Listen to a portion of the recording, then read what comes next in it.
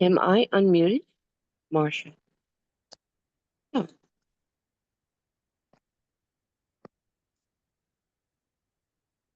Heidi, you're going to bring yes, up the agenda? there. Okay, I'm Yeah. unmuted now. Mm-hmm. Good.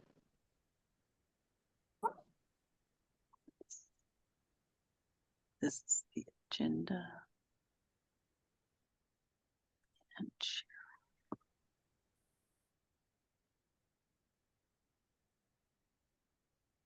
Okay. okay, Good morning. can everybody see that? Yes. Marcia, is it large Yeah. enough? It could bigger, please. A little bigger. Ooh. Oh, there. That's good. Thank you. Alrighty. Well, let's call today's meeting to order at 10:04 a.m. And do we have a quorum? Yes, I think we have everybody here. Well, good morning, all. Do we have any guests?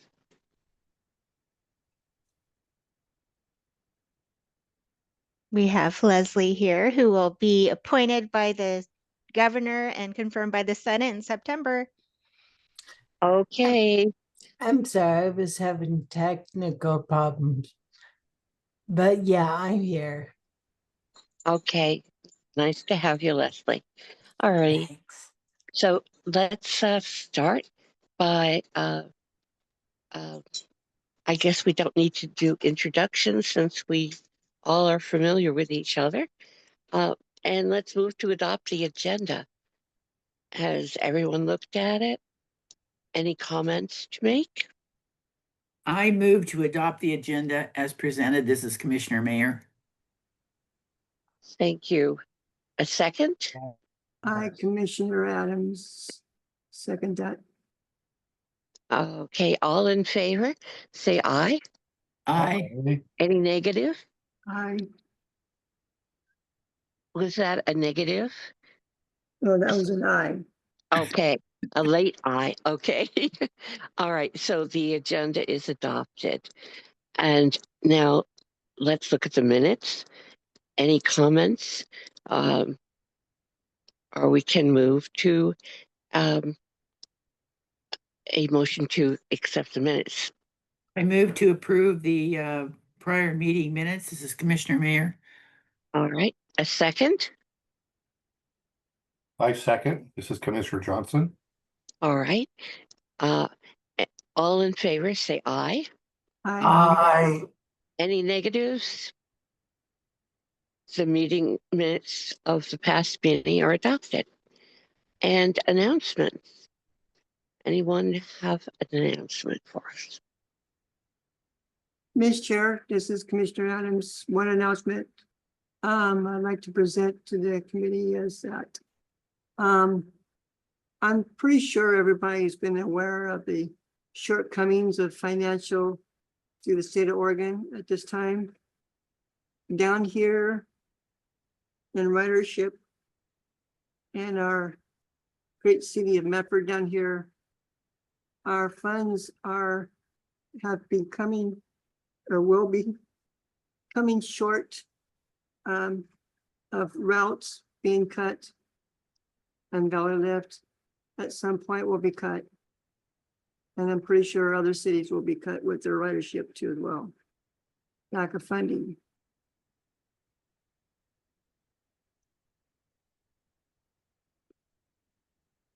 Does anyone have any further comments on that issue?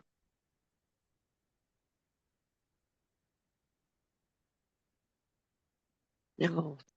I know the governor has expressed disappointment that the transportation package was not passed. Maybe we'll learn some more as we get updated with the what has transpired in the legislation. Any other announcements? Okay, we'll move to public testimony. We do have Yeah. public testimony today. Okay, Begin testimony. Public testimony for June 2025 OHCC meeting. Full disclosure, I am an SCIU Local 503 Board Director, Home Care Council Director, and Home Care Bargaining Team member. I am not speaking for the union in any capacity.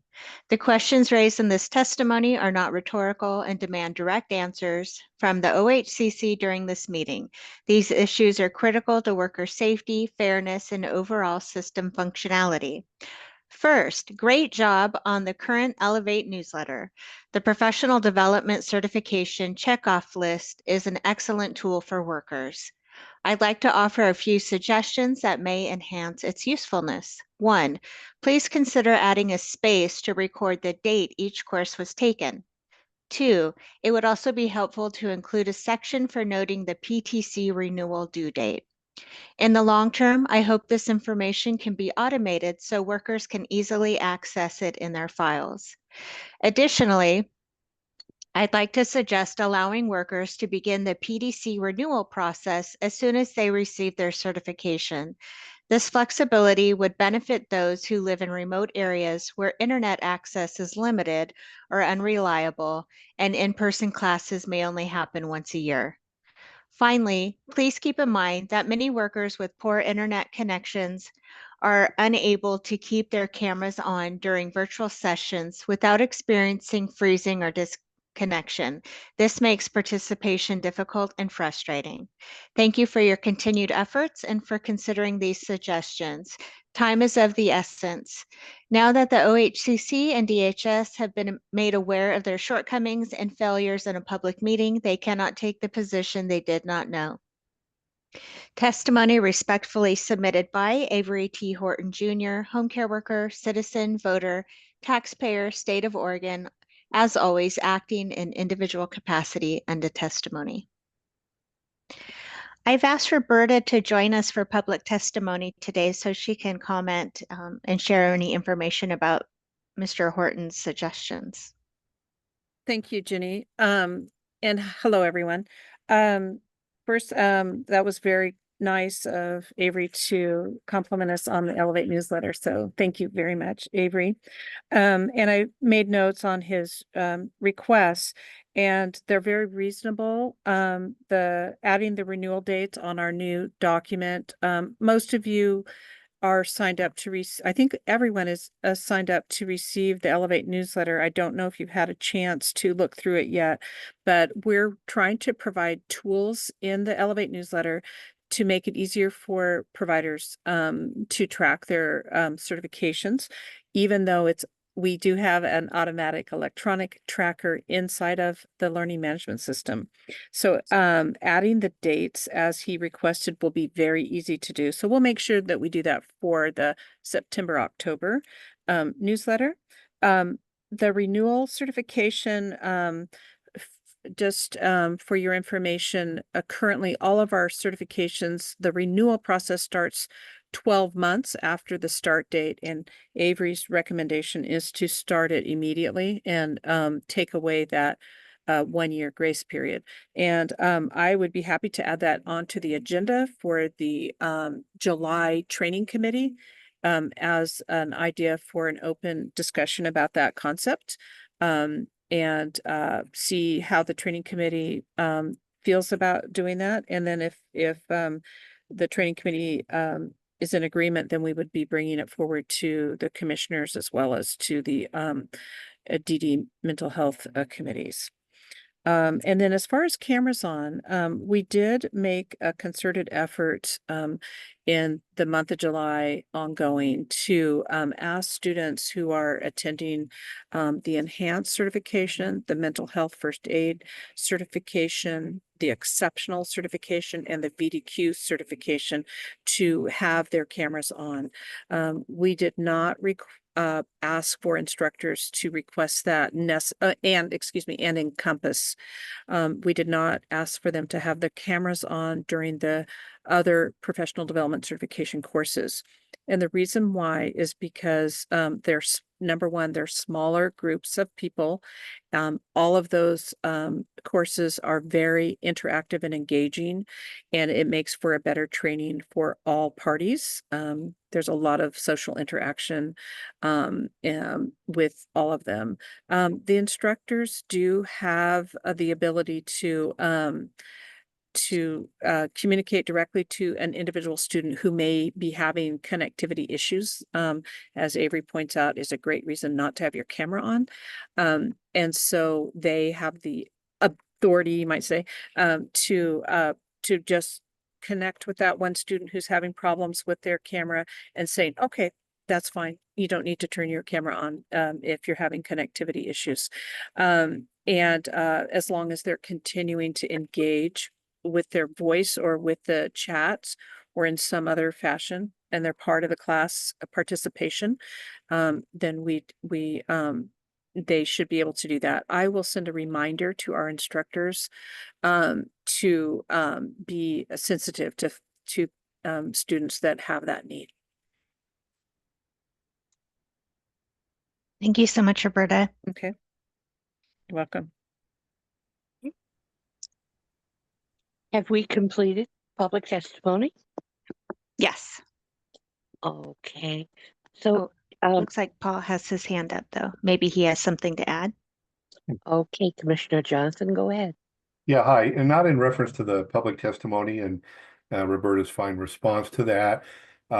Just wanted to again give kudos to Roberta and her staff for the Elevate newsletter, and just thinking, and forgive me if I get into the minutia sometimes, but I think it's such a good resource, Roberta, and I'd love to see the distribution. Maybe and maybe it does go to ADRC or some other partners, so who could make it available to individuals. I don't know. But again, you've done a wonderful job, and I just love to see it be disseminated. Obviously, it's for providers, that's its intent. But others can benefit to see the great work that the commission's doing and the training that's offered. And so just make that comment. But again, thank you so much for your work. Thank you, Paul. We really appreciate that. And I say we because it's a group of team effort on that. So we have a lot of our training unit staff creating and working on that. So thank you so much on behalf of the training unit and the OHCC as a whole. We do send paper copies and emails to all of the AAA offices, APD offices, CDDPs, and brokerages.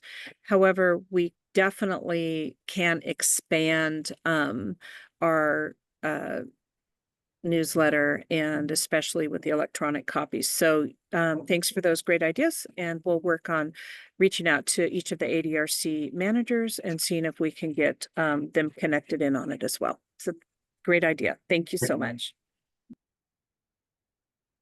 Right.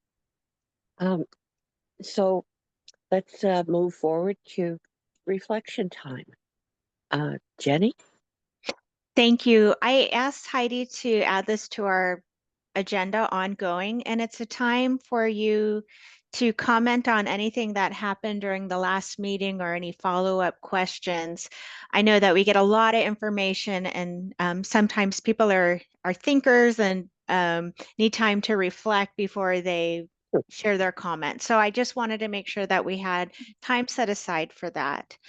So if anybody has anything from our last meeting that you didn't get a chance to share that you would like to, or any follow-up questions, now would be the time to do that.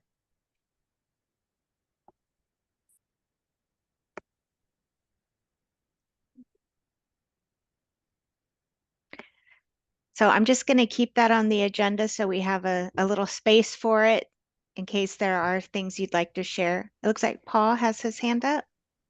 Yeah, thank you, Jenny. Not in reference to the last commission meeting, but I was pleased with the bylaws meeting that we had as well. And I just, appreciate the good input and perspective that people are sharing. I know we're going to talk about that today as well, the bylaws. And it's just an important part of our work since this is an important document. So I just want to say how much I appreciate the good input by people during that time. Thank you. If there's no other reflections, Chair Wenzel, can I go back to announcements? Of course, of course. Thank you. So I wanted to let you know that we are making plans to decommission the registry. We're looking at next month to do that, the OHCC registry. We are no longer dependent on that for the work that the commission does, and we've directed everybody who is looking for a home care worker, personal support worker, or personal care attendant to the Carina registry. And what we've been using our registry for was paying stipends to students, getting information about that process, about the trainings and things like that that we'd need to pay stipends. And then also, it had been part of our learning management system. So Roberta's team is now able to pay stipends and is not reliant on the registry to be able to do that work. In fact, it's much easier for her team to pay stipends now for workers. We used to have to compile a lot of information, verify it, send it up to the Office of Financial Services to issue out payments for stipends for workers. But now, since we're using a different system, it will do some of those automatic checks and actually free up some of the work that Roberta's team has been doing. So again, we had left our commission open for as long as we have for those who are looking for private pay workers to pay privately. And we've been seeing that number go down because, we're not adding new Medicaid providers to to our registry. So right now we have on our registry 290, what is it, 274 home care workers, 19 personal support workers, and 1 personal care attendant statewide who indicate they will work for private pay individuals. And we have no way to know who in the community is accessing our registry to find somebody to work for them privately, nor we don't have the ability to see that or actually Medicaid consumers who are trying to find a worker other than if they post a help wanted ad. So I checked in with the Carina team to see what their numbers look like. And right now on Carina, they have 7,093 providers who are registered on Carina. And right now there are 1,390 individuals marked as available for work right now. There are 655 open jobs posted by consumers currently on Carina. And most of the providers on Carina are home care workers. So of those 1,390 available for work, 1,006 are home care workers, 67 are personal support workers, 15 are personal care attendants, and 292 have multiple provider types. One of the exciting things that is happening is that I don't know the official name for it, but there's going to be a ping between Carina and our state system to see if a consumer is eligible to use Carina. You have to be eligible for Medicaid and home services to use Carina and find a provider. And right now, individuals have to have a code in order to register for Carina. And as soon as the ping is available, a code will no longer be needed, and that will kind of remove that barrier for people accessing the Carina registry.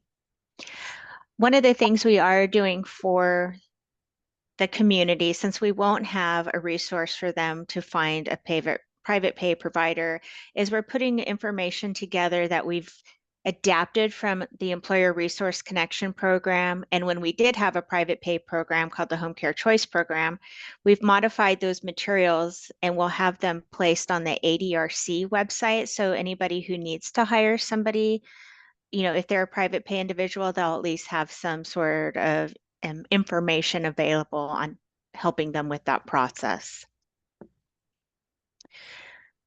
George, did you have a question or comment? Yeah, I kind of got lost there, Jenny, at the beginning. Okay. What you were saying, could you please explain that again from the beginning? Yes. So you know that the commission has a registry, and we've been making that available for individuals in the community who are looking to pay privately for a worker. And the workers on our registry are all Medicaid providers. And some of them say they are willing to work for private pay individuals. And then Carina is the registry. If you are an individual who receives Medicaid and home services, you would use Carina, and then Medicaid providers are on there. So the only people left on the OHCC registry are those providers who say they will work for individuals paying privately. We don't know how many people from the community are accessing our registry. Our registry is kind of old and outdated, and it's not able to track that information. So what we do know is we have 274 home care workers, 19 personal support workers, and 1 personal care attendant statewide who say they will work for private pay individuals. So we are no longer reliant on our registry to do our work, and there's not a lot of providers left on our registry for private pay individuals, and we plan on decommissioning our registry in next month. In other words, Karina will be the only one up and running. Yes. So with that being said, what is the people that is looking to pay out in private pay, what's going to be their next step if you to get rid of that other registry? So it's the existing resources available to them. They can look at using an in-home agency, or they can find an individual on like word of mouth, or on some sort of other website where people say they're looking for work. And then we would encourage private pay individuals to make sure that person has a background check. We can include information on how they can request that. And that's why we wanted to make sure we had materials available for people who are paying privately. That's including choice. What do you mean by that, George? Well, the new choice program. Agency with choice. Yeah, that's a different program. Yeah, that would be a Medicaid program. Okay, thanks. You're welcome. Paul, did you have your hand up? Yeah, I was just gonna maybe mention in the Constitution, we're required to have a registry, but because Karina's registry is up and going, decommissioning this registry doesn't put us in jeopardy of violating the Constitution responsibilities for the commission. No, I conferred with the Department of Justice a while ago when Karina, when we had both, and I had asked about that. And because there are state funds that are being used for Karina, we are still meeting our obligation.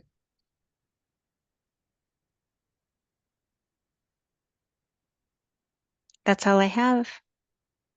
Okay, thank you. Let's move forward to the commission reports. Mary, Governor's Commission on Senior Services. Okay, well, we met on the 12th of June in full session. 2 things primarily. We had a presentation on the governor's housing priorities by Matthew, I can't pronounce his last name, but TSCHABOLD,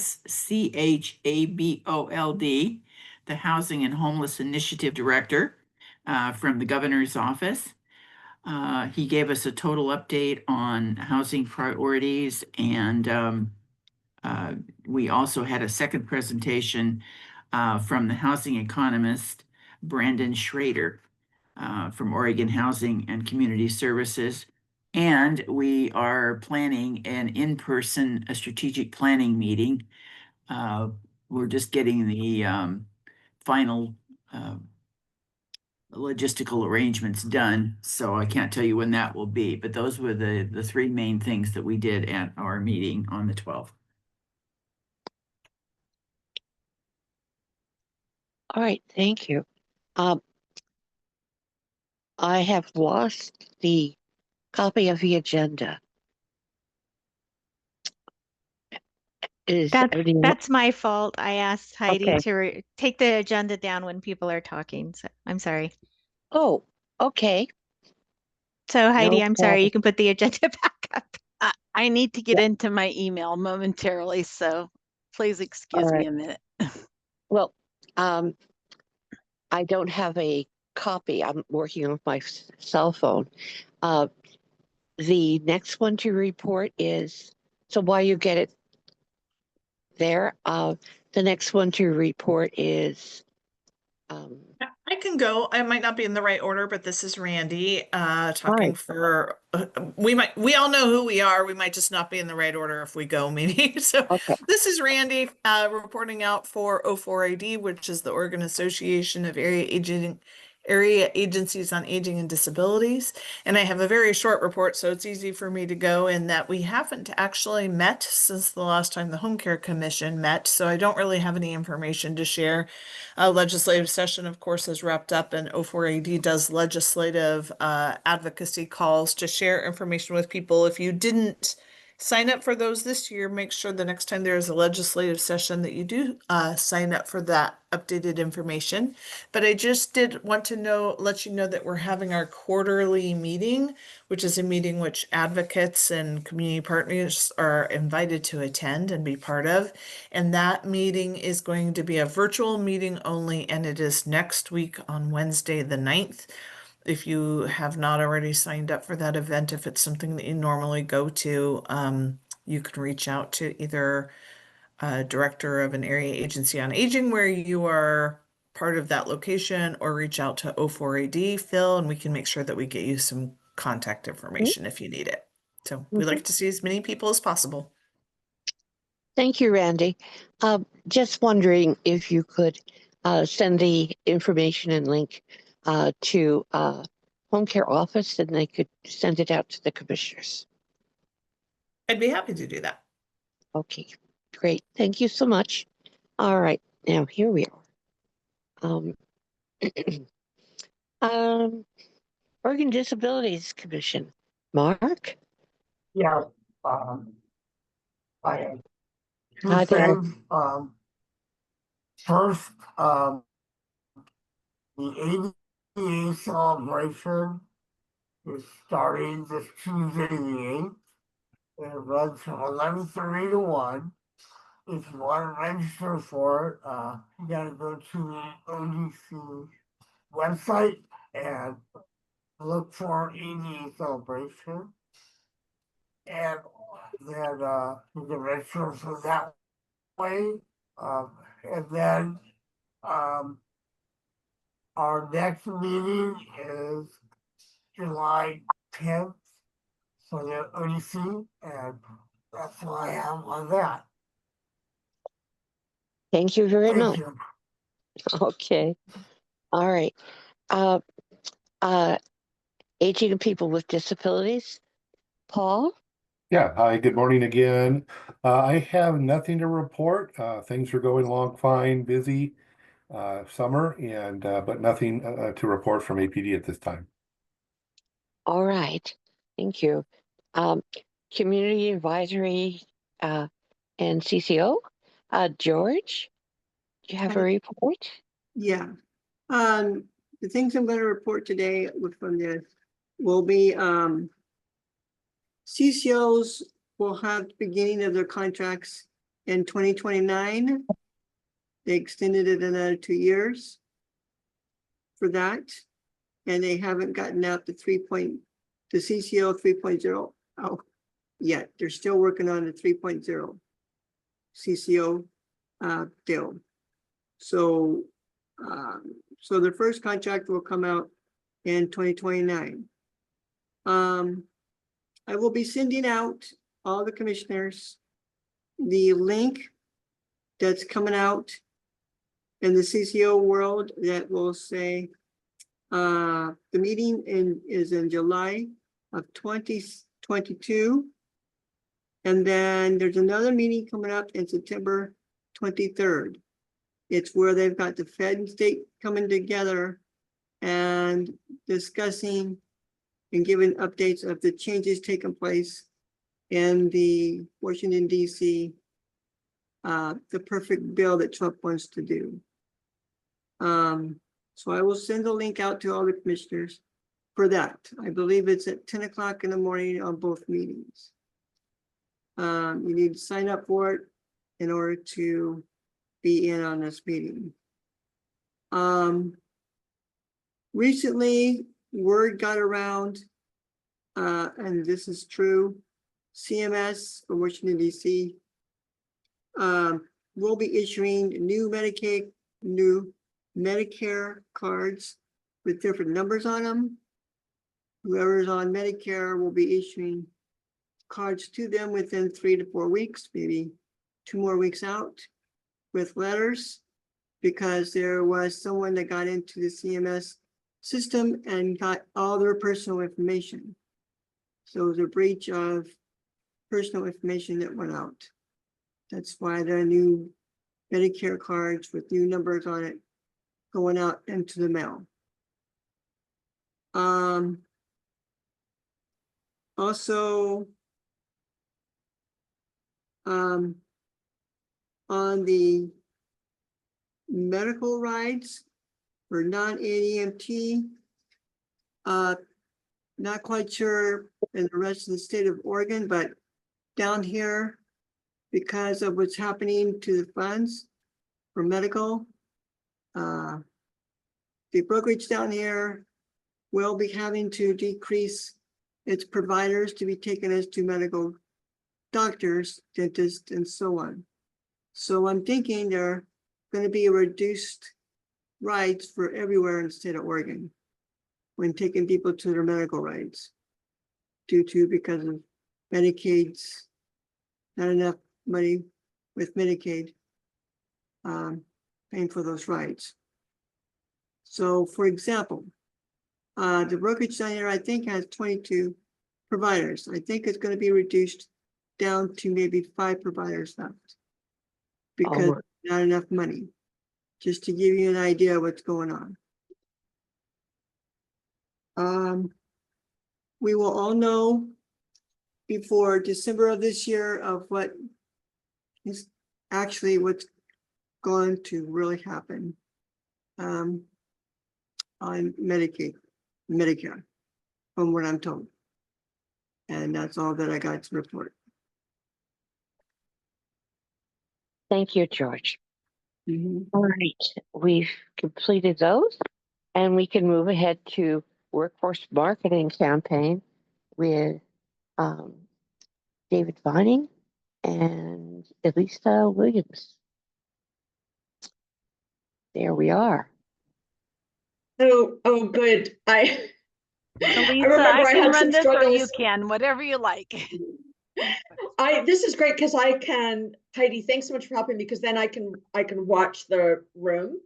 I want to first start out by sharing that I was really glad to hear Mark King's report out on the ADA event. I want to let you know that in addition, we're getting some media interest in covering that, and including a potential interview, live interview on Jefferson Exchange in Southern Oregon next week. So some good news there. It's a really important webinar series, and looking forward to, I learned something every time. Looking forward to those sessions very much.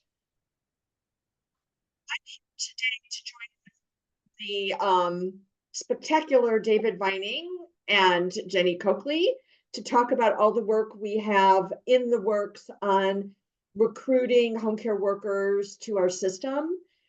I want to just kind of recap where we are with the campaign, and then talk a little bit about metrics, and then close out with updating on our advisory group. So I'll just launch into it, and then I'd love to have just a conversation about this. So David, just jump in with whatever you want to add, or that I might not be explaining very well, and we can take questions as we go along if that works for everybody. Okay.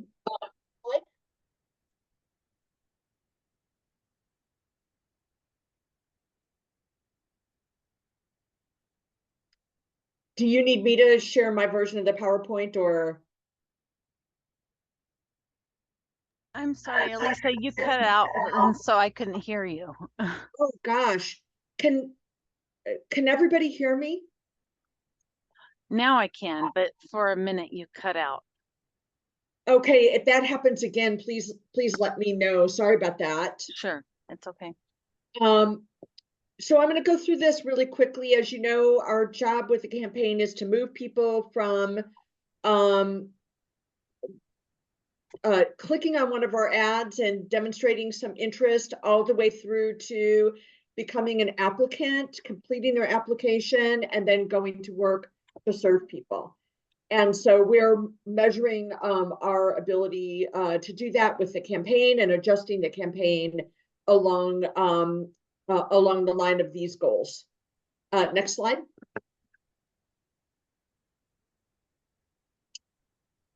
We launched the campaign in April in full. So we started in January with some very limited digital ads, and then built up to a bigger launch in April.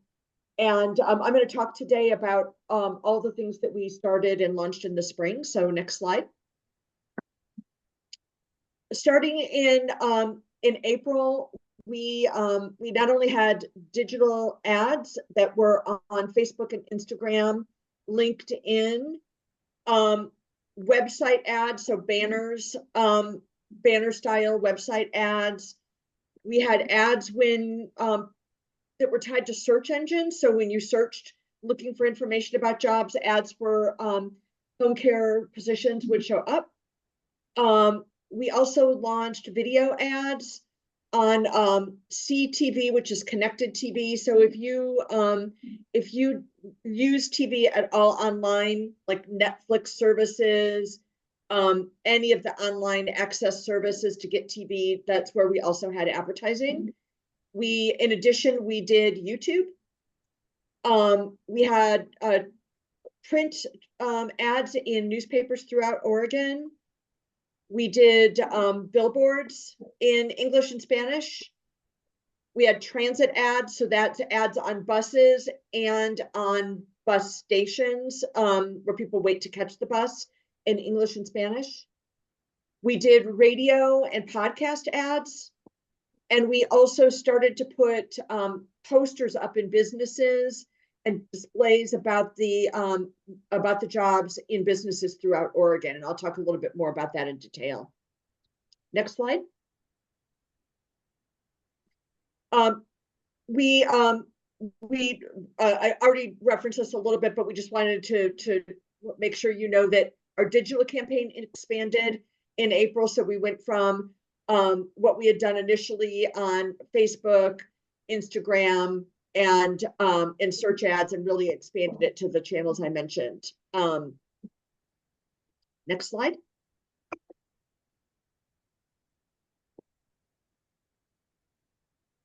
We also started advertising for adult foster home operators, and I'm not going to say much more about that for this group, but we have a shortage of adult foster homes throughout the state, in particular in the APD system. There's also shortages in behavioral health. Currently, because of their rate structure, the Office of Developmental Disability Services has had a surplus, so they were not included in any of the advertising. But I just wanted you to know that that advertising also started up in May. Next slide. So I wanted you to see a little bit about where the billboards appeared and just give you one example of what they look like. You'll see that we had billboards and have billboards throughout the state. Those will stay up through end of September. We had many in Portland and Salem, Eugene, the metro markets, but also we had representation statewide. Next slide. The print advertising we did really focused on outside of the major metropolitan areas, because we had a lot of billboards and transit ads in concentrated metro areas.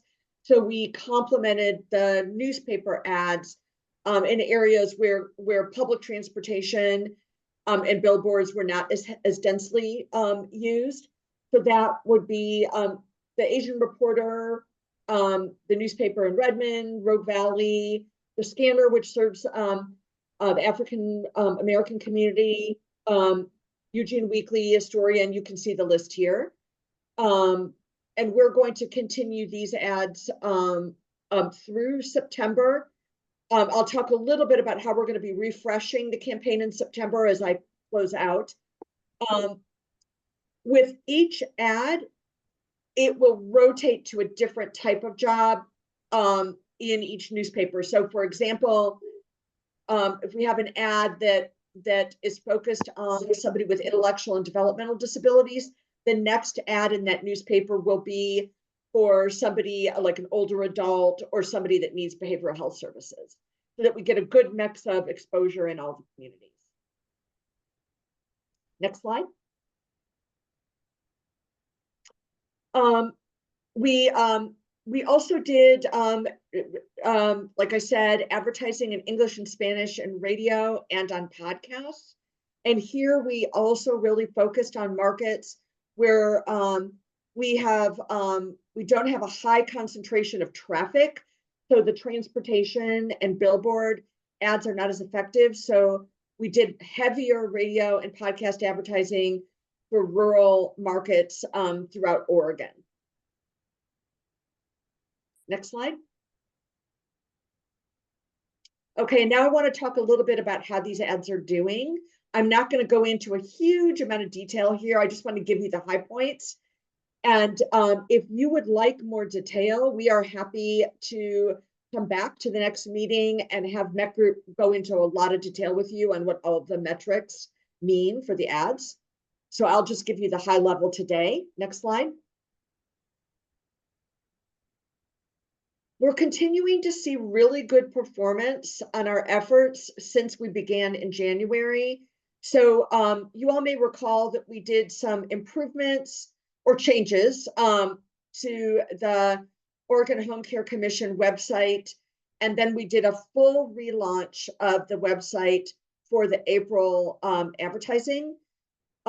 We have seen month to month a good increase in traffic to that website with the ads. So we had in May an 18% increase over April. And we also saw an increase in April. So we're seeing some compounded increases for people coming to the website. We've also seen an increase in the number of people that come to the website and are active on that site. So we want to make sure they're not just clicking through by accident and come to the site. We want to make sure that the people that they are there are interested, and we can tell that by looking at how many are active. And we had out of the new visitors, we had a 20% increase in people that were active on the page. That means they looked at least 3 pages, and so it went up to 3.2 pages in May from 3 pages in April. And then I think it's also important to note that the vast majority of people are coming to us from their cell phones, not from another web page. So that tells us a lot about how to design the web page and how to organize information, because as you know, you've got a very small screen on a phone. So in May, we saw 80% of the traffic came that way, and that was up from 77 the month before. And let me know if I'm going too fast or if you want me to pause. Feel free to interrupt me. Okay, and then I wanted to just drill down a little bit more about how, when you look at the various types of ads, how are they performing? Right now, the vast majority of action that we're getting is from social media ads. That's not a huge surprise, because we can be very targeted in reaching people with social media ads. And we also had started those ads in January. So that category of ads has had more time, and we can be more targeted, and we can reach people in different languages more easily with those ads. The next highest category is unknown. So they may have seen an ad when they were out and about and then went to the website. but they didn't come by clicking through something that we could measure. So that's great. You know, that could be word of mouth. They heard about it at one of our events that where we're showing up. Word of mouth. Like I said, out in the community, maybe saw a bus ad. And then paid search was the next highest category. So that was ads that would pop up for people when they were searching around for terms like trying to find a job or interested in home care. We had lots of different search terms that our ads will pop up if people use those terms. So that was the other highest category. The other categories, it starts to get so small. As you know, on the display, so if somebody's coming to us, they maybe saw a newspaper ad or heard about us on the radio, and they come to us, they would probably show up in that blue category. We also, we're tracking the languages that people are using. So you can see, obviously, we still are seeing dominance in English. Spanish is substantial at 22%, but then it really drops off after that. And that is also not surprising because in our state, there isn't media in languages beyond English and Spanish for the most part. Most of our media organizations are either English or Spanish. So we're reaching people in other languages and things like social media and in the search ads. Any questions about that? Okay. And then this just gives you an idea of once we've got people's interest, I won't go into a whole lot of detail on this, but once we've got people's interest, how many of them are moving to being a candidate? Like I said, that's one of our measures. So this is a really good result. However, since we are dropping from interested to candidate by about half, we're having some conversations about why might that be the case. And George, I see you have a question. Go ahead. Yeah. Elsie, have you considered Daily Courier down here? Daily Courier is spread way out all over the place before the Mail Tribune started to go belly up. We will add them. I mean, they go all the way out to Rogue River, Rush, Navigate, Merlin. Thank you for mentioning that. We'll definitely add them. And you mentioned it at exactly the right time because we are refreshing the newspaper ads right now. Okay. Paul? Yeah, hi, Lisa. Thank you for this good presentation. This may not exactly be part of what you're doing. Do you guys have any like targeted communication? For example, maybe at a university or at the community college level, where maybe you're able to get some type of an ad into student newspapers or something like that. I don't even know if that's possible, but kind of good targeting, maybe some, apart from just kind of a general announcement on a bus or that type of thing, which is important, maybe also a targeted audience. Is that something that is part of this campaign?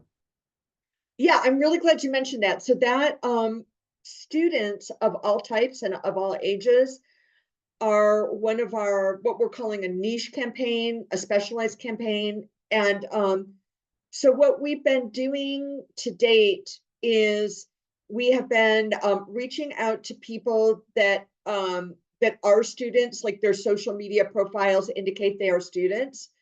But we are really going to up that effort we also have outreach to community colleges as well as universities, and then also to school systems as students graduate from high school. If they're not sure what their career is, or maybe they're interested in a career that would be related to home care, we want to catch them. We are really going to be bumping that up in the next 6 months. So we're doing those types of ads, but we're also going to it's one of just a handful of specialized campaigns that we're going to be adding. Great, thank you. And I was actually hoping I could come back to your next meeting. I know time on your agenda is highly sought after, but I do want to talk about the next phase of the campaign, and I also have an opportunity for you all. So I have a little bit more information to share as I get through the presentation. George? Yeah, the other thing I was going to suggest also is down here in Southern Oregon, try channel 515 and channel 10 and 12.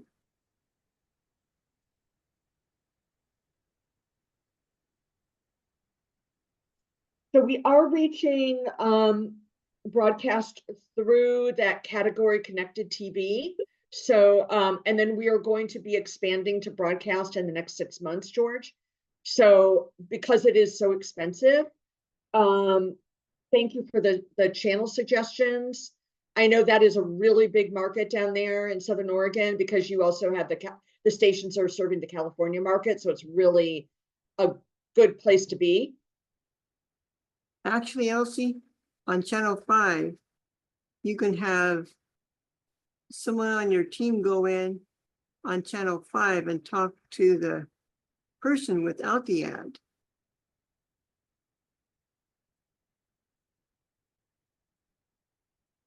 Yeah, you're talking about traditional earned media. Yeah. Where we go in. Yep.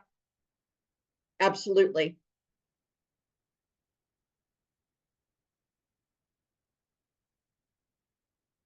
Okay, and I just wanted to just add a little bit to what these metrics show us.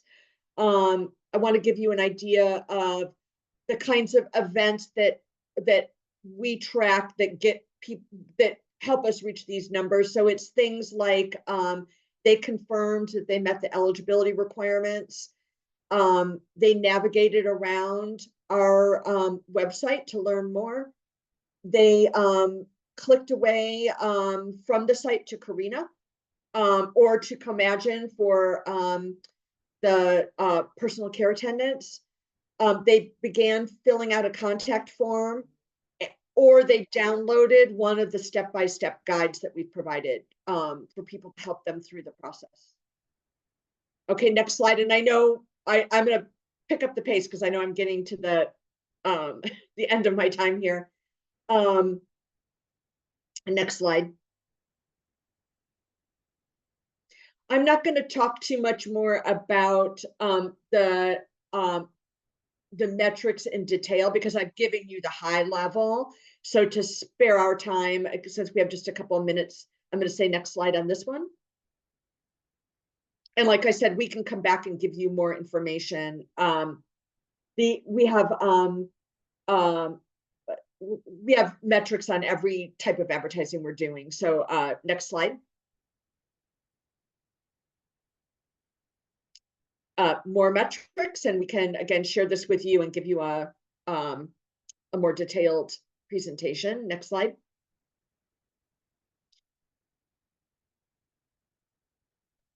And next slide. Next slide. We have a ton of data. And next slide.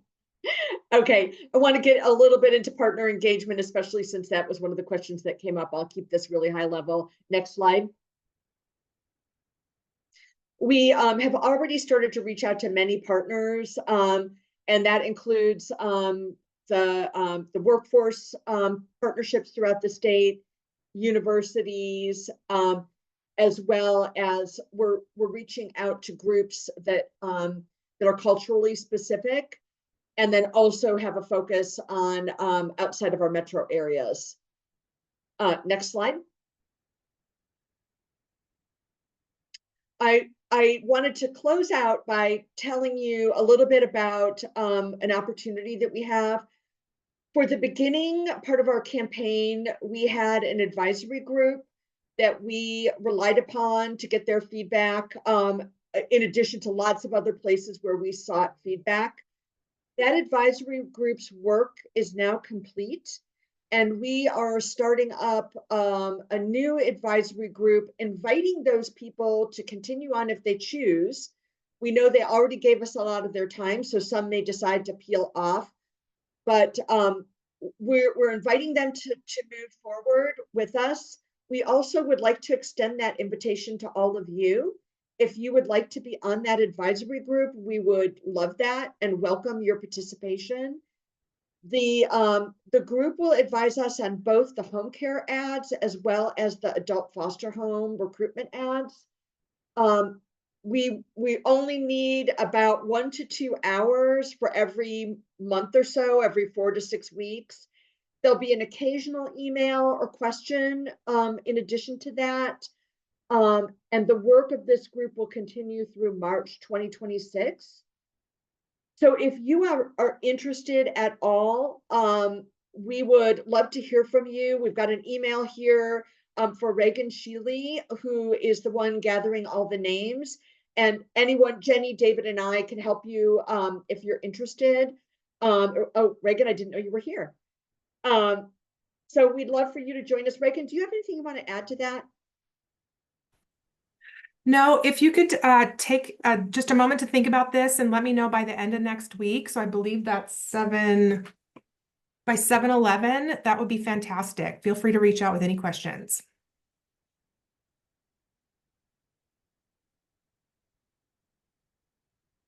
Okay, I think we're right at time. So really appreciate the time you gave me today. And I'm super excited about what this campaign, what we're able to accomplish, and really appreciate your ideas and feedback. Thanks so much. Yeah. Thank you. That was a lot of very detailed, informative information. All righty. So we can move ahead now. Whoops. Well, we still have David Vining for strategic planning update. It is. Thank you, Elisa, for all of that. As you can see, lots of work has been being done here in this realm for more providers. We know we need them, and we want them to help with the quality person-centered care that Oregon is known for. So I just want to say really quickly, like a lot of strategic development stuff or strategic plan stuff hasn't really moved as much as I've been really focused on the marketing plan. That's starting to die down. And as I've been keeping up with the news, I'm looking at what's going to be pretty important for us moving forward with the possible passage of this bill coming from Congress. I know that it's going to be vital for us here at the commission to really focus on honing our programs and making sure that they are equipped with everything they need to really move forward to serve consumers and providers at the same time. So I'm really going to be focusing on our strategic plan goal number 5 of interviewing and reviewing the programs here at the commission over the next couple of months.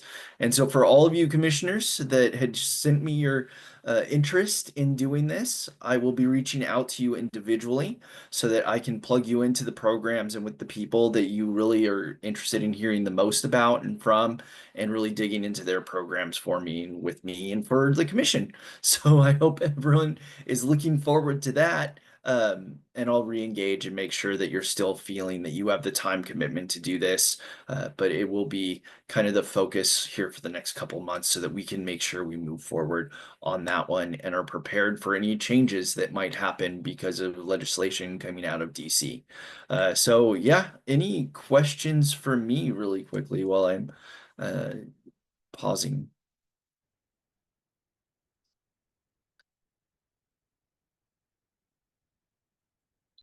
This is what Jenny hires me for, projective thinking and foresight, I think. So I want to make sure that we're ahead on this stuff. So yeah. David, this is Commissioner Adams. Which plan did you say weren't going as quickly?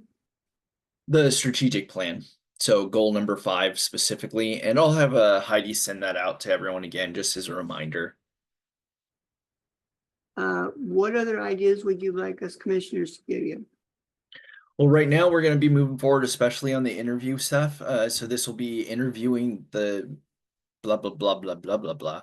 This will be interviewing all of the commission employees, for example, myself and the training unit teams, so that we can really figure out what part of the programs we might be able to find some efficiencies, either through just helping with processes, or if we could like look at new technology and even just give people a chance to share their ideas with us, because sometimes people aren't thinking, and aren't thinking, that's not the right way to say it, but it's not at the forefront of people's minds all the time. So we'll be asking some probing questions, helping to get their gears turning, and give them the freedom to answer.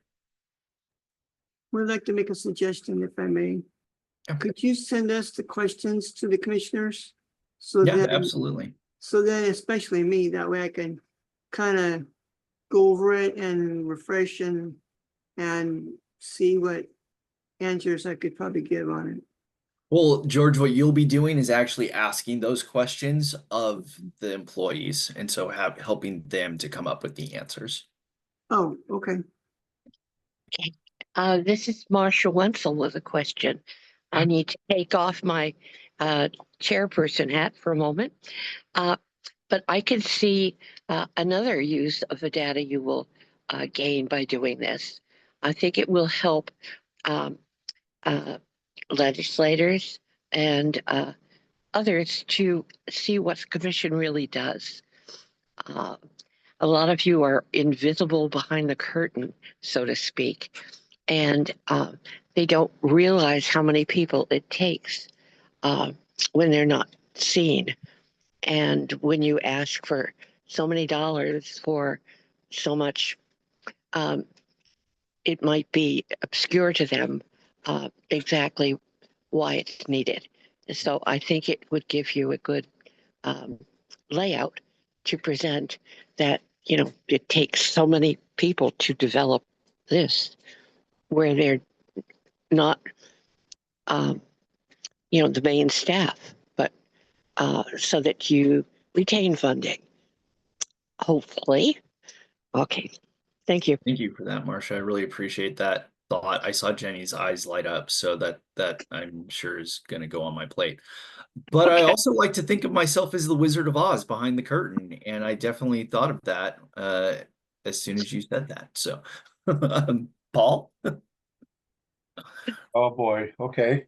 So this isn't exactly on the topic, but it just crossed my mind as something we could keep discussing moving forward. But with the end of the legislative session, it might be helpful to just at some point in time down the road, think about what can we do in the between sessions or whatever to continue to build relationships and reach out to key legislators or committees, which may not again be active at this time, to continue to try to present who we are, to provide information and connections, and maybe even their involvement in some way. Maybe this would be a good time, possibly, I'm just talking off the top of my head here, to have individuals come and maybe even do I don't know if we've done this before, maybe we have to have a senator or a representative come to the commission meeting and present some information or something like that regarding their work that would align with our work.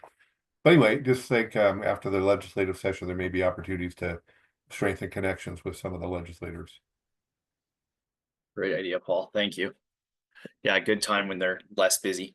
In my guess. Jenny, David. go ahead and start trying to talk, and then I'm going to keep going forward so you keep getting paused at your sentence.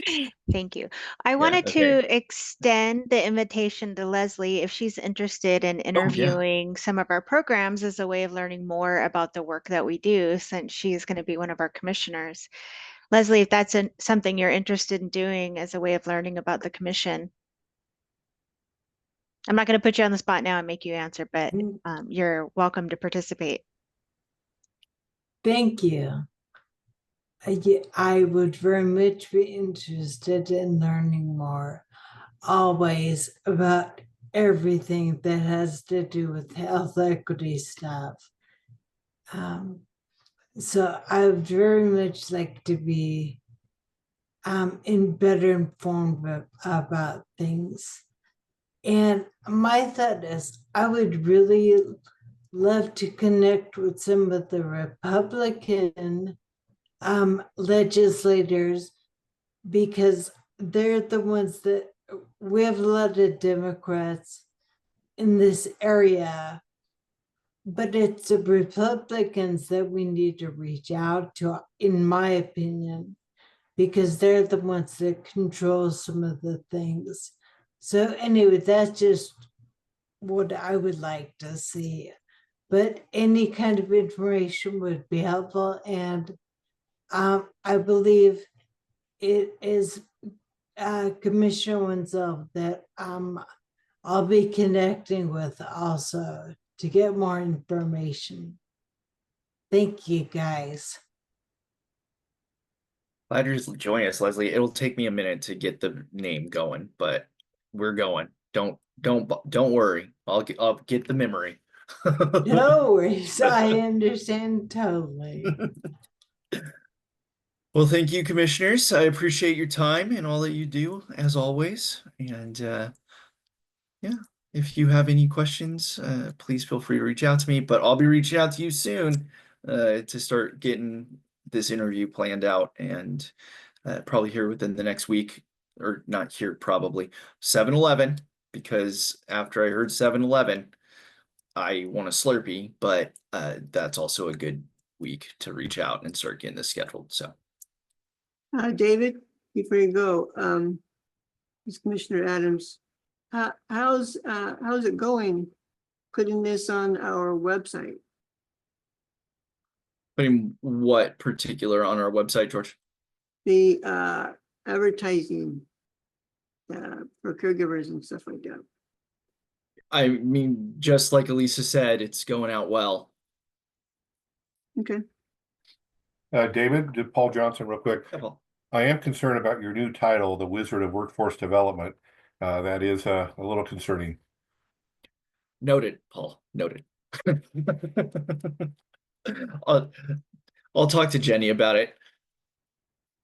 So, Jenny will let me, right, Jenny? Jenny's fine. Go ahead and say something in 2 seconds if it's not okay. 1, 2. Okay, good. We're good. Bye, everyone. I'll see you soon.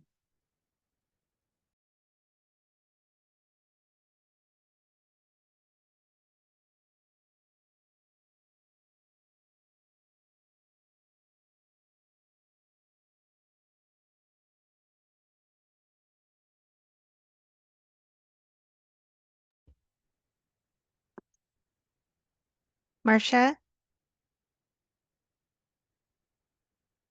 Are you wanting to move to the next agenda item, the bylaws discussion? Sorry, I'm on mute. That's why you didn't hear everything. Well, I'll second your motion, Jenny. Yes. Okay, great. Thank you. I was just stating that the time frame, if we're to be precise, is we need to be finished at noon. Wait, Yeah, for a break. yes, and before the executive session. Okay, Yes. let's go ahead. Okay, thank you. Heidi, will you please bring up the bylaws? So thank you for all the commissioners who participated in the special meeting the other day to start our work on reviewing and making edits to our bylaws. That was a recorded meeting, and Heidi is having that placed on our website. So anybody who may have missed that, or anybody from the public who would like to, hear what we discuss, that is an opportunity. So we did a lot of work and had a lot of discussions, but we still have a lot of work to do. So I'm going to ask Heidi to start with the area that we left off on and work through that section down, and then we can go back up to the top and go through the discussions we had this last time. But it is, let's see, Heidi, will you go down to ballots? So we started our discussion about ballots and elections for the chair and vice chair. So I just wanted to go through this. I didn't leave our meeting with a clear understanding about how we would run elections. It was suggested that the acting chair, so the vice chair would move up to the chair position, and that would open the vice chair position, and then, you know, kind of keep that going. So when that chair was no longer in that position, the vice chair would move up. But I don't know if I don't know where we landed on that. And of course, after all this is done, that you will vote on whether to accept the revisions to the bylaws or not. So this is what we have right now, is that commissioners who nominate themselves or accept a nomination to serve as chair or vice chair on the commission will have their names placed on the ballot. And it's preferred that the chairperson and vice chairperson be individuals receiving Medicaid in-home services.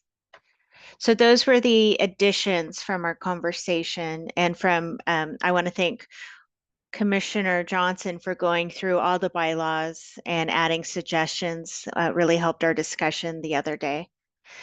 So Heidi, if you don't mind moving down. So one of the other changes was we don't really use fax machines anymore. So you can submit ballots electronically. So whether, you know, or by mail or electronically. Most people use their email now. And then we talked about the logistics, since we now are working remotely, you know, we meet virtually, how we would put the ballots out there. And I think Zoom has the ability to do polling, like real time polling. So it displays on your screen and you can vote. And then we were able to see, you know, who got the most votes almost immediately. Okay, go back up, Heidi, please. Jenny, could you make this bigger? Heidi, can you please make that bigger? You might have to like collapse the comments. So I'd like to open up the discussion to the commissioners about the ballot, the elections, the election guidelines.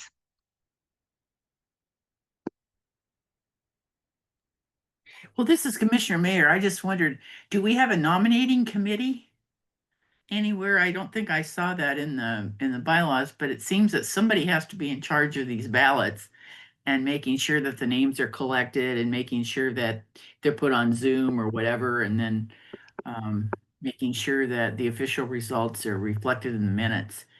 I just Yep. wondered if there was any discussion on, you know, having some kind of a nominating committee. I think what we typically do is that the staff would support that work and do all the behind the scenes stuff. I don't know if we have enough members to have a nominating committee.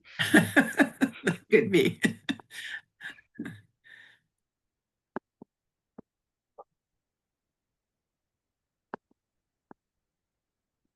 So I think we can commit as staff people to make sure that if people are interested in being on the ballot, that we do the work behind the scenes to put that person on the ballot, put it on the agenda, you know, make sure that you have the ability to vote, and then reconcile those elections and announce the winner. It'll all be public record. So Jenny, would that person be you? It would be me or whomever I asked to do it, which is probably Heidi. Well, I just wondered in terms of the bylaws, I think we probably should designate you, and then of course you could designate it to anyone on your staff, but just to make it clear in the bylaws who was responsible. Okay. Heidi, will you add a note, a comment about that?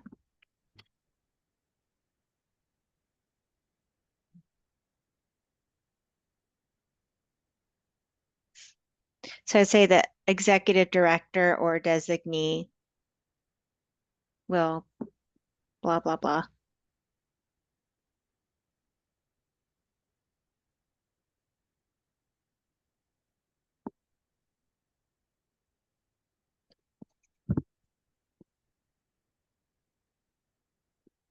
I don't think it's leading the nominating committee. It's to make sure that we are leading the work on the nomination process in elections.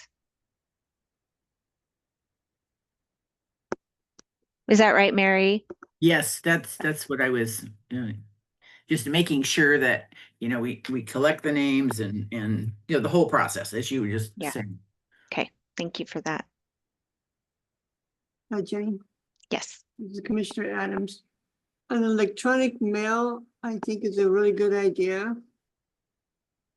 As far as Zoom, I do remember when taking the test on Workday, they asked questions about security, transferring information.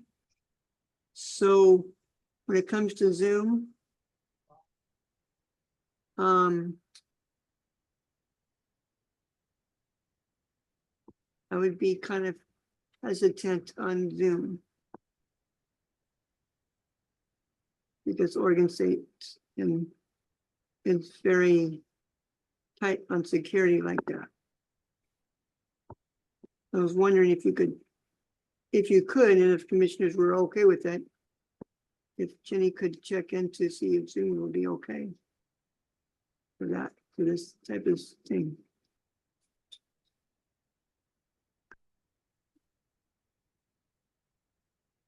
And I had to take a test on it. I have a question for Mark and Mary and others. In the other committees that you participate in and it's time for elections, how do they send out ballots? How do you vote? Oh, If anybody's been part of that before. well, I have two national organizations, and they send it on like a Survey Monkey. It isn't exactly a Survey Monkey, but it's a survey thing where you can click and then, but it's secure so that it comes directly to the commissioner in this case, right? Mm-hmm. To the either delegate or whoever it is, and you vote, and then it sends it back to a secure national function, and then they count it and then send back the results, of course. And so I don't know if Zoom has that capability. I've understood that they have increased their security mechanisms on the platform, but we probably should check to see whether this is a secure way of voting. Okay, we can do that. But we should make it as simple as possible. Yes, I would say simple, and it's also a public, for the public Yes. meeting laws, we have to be transparent, about who's being nominated and who is voting and what their vote is. And if you require the person to make some kind of a speech or produce some sort of what they're going to do or what their plans might be, then you should include that with the ballot. Oh, that's a good idea. And maybe a bio if they want it, something that so that everyone can know about that person and what their plans might be. Were they elected? Okay. So we have the first point is that they will speak to the commissioners about their interests. So commissioners, if you would like to see something more in that section, so must speak to the commission regarding their qualifications and submit something in writing about whatever wording you want there, that would be the place to do it. I would be okay with that. And maybe a short bio, and maybe some, like a little platform, what they'd like to accomplish. Okay, Heidi, I'll put that in the notes, and then if you prefer, we can do some wordsmithing and send that back out for review for the commissioners, unless you want to do that wordsmithing here and pick those words here. No, I love the wordsmithing and sending it back out. just to be blunt. I did add it here in the comments, so we can Okay. do it, later Heidi and if I you can like. work on that. Yeah, Okay. okay. But I like the idea, Mary. I think that is a good idea. Thank you. Yeah, I appreciate that too, George and Mary, because we're really wanting to have the commission be more involved with things and like knowing that the person who would like to be a chair or vice chair has a commitment to being active.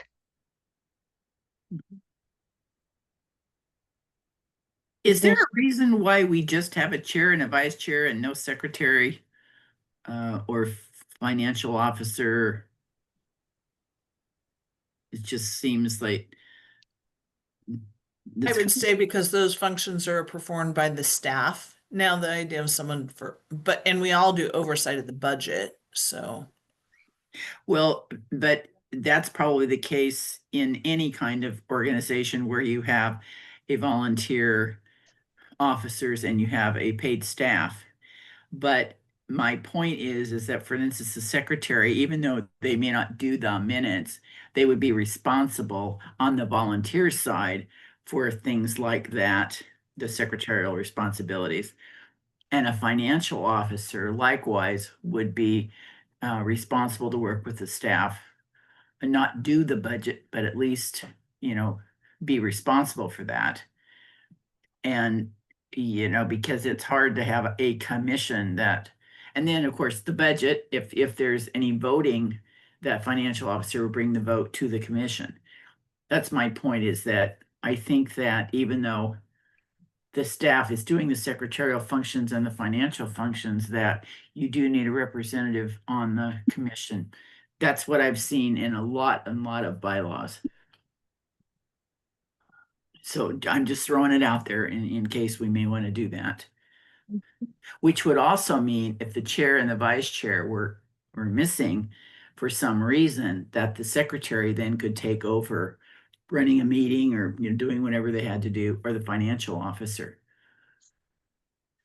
So I'm not suggesting the secretary write the minutes, and I'm not suggesting that the financial officer do the budget.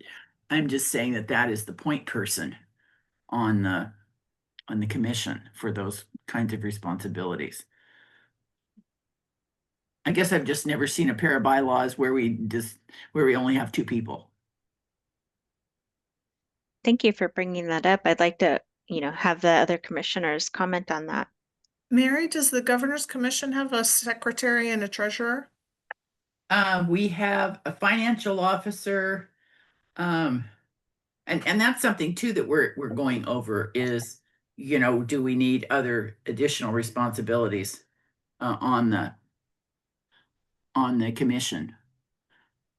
I would say on our advisory councils, like at my agency, we have a chair and a vice chair, and that's it, because the whole council is sort of responsible for double checking oversight of the budget and working with me on that. And we have staff that does it. And then we have a staff person also, like sort of like Heidi, who takes the minutes and such. So let me tell you about my experience. I'm on the advisory committee to the Oregon Department of Veterans Affairs. And we do have a chair, a vice chair, a secretary, and a financial person. And we do have a paid staff. Obviously, the paid staff is the Oregon Department of Veterans Affairs. But it's just as I say that, the secretary works with the paid staff and makes sure that the minutes are, available for the next meeting, and and also the financial officer does the same thing. So I guess there's different modes of doing things, but at least in the advisory committee that I'm in, we do have those four positions. I'm thinking of maybe one of two things here. One would be just to incorporate those duties into the role of the chair and not have those functions, but just, in any description of the chair's duties that would be stated about the agenda or schedule, that type of thing that you were just talking about, Mary. Or we would include them. One concern though is we're a small commission, even if we're full staffed, whatever, 9 people and so forth. So, so that's one thing in my mind. The second is are we functioning okay generally the way we're doing things, or are we recognizing there's a gap or a need? So I'm not sure that we are, but I'm open to learning. But I wonder if some of these duties that have been described here could be just folded into the chair responsibilities. Well, from my experience, Commissioner Adams here, my experience is when I had became Jackson Care Connect at the very beginning, I had a board of director, chair, and vice chair position all at the same time. And and it's okay to put things on the chair, but if you put too much stuff on the chair, then the chair can't do his or her duties if things keep added to it. And sometimes, from my personal experience, adding too much more on a chair can be a really difficult job. Yeah, point well taken, George. I think that's helpful. I'm not sure that, again, related to this discussion, I'm not sure that the information we're talking about would be a huge workload issue on the chair. One of my concerns related to this conversation is that the chair really works very closely with the executive director, so that the executive director is leading the home care commission and the chair is leading the commissioners. And we just need to be really closely aligned and related and communicating and so forth. But regarding your comments, if the tasks we're describing are reasonable regarding workload and time commitment, then I would think they could be folded under the role of the chair and or vice chair. I don't know. You want the chair to really be on, like you think about Ruth. My perspective on Ruth's leadership was that she was really on top of things. She worked well with Jenny from what I know, and Cheryl, and so she was able to cover so much. Now maybe everybody won't have that bandwidth, I don't know, but if it could be the chair's responsibility, understanding workload concerns, I think that would be best. Well, and I think right now the chair is, working with the executive director and making sure that, the agenda is put out and all that sort of thing. And of course, all these things are really included in the agenda. My point was that I just had not seen just 2, but maybe the 2 positions are fine for this particular commission. I know our advisory committee also has 9 people on it, but just for points of comparison. But each individual commission or advisory committee is totally different. And if we're happy with just these 2, then that's great. We don't want to fix it if it isn't broken.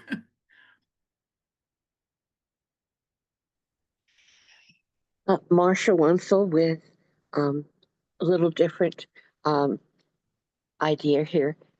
Would it be helpful if people are wishing to have one of those positions also list other agencies or committees, councils they're involved with? Just a thought. Thank you.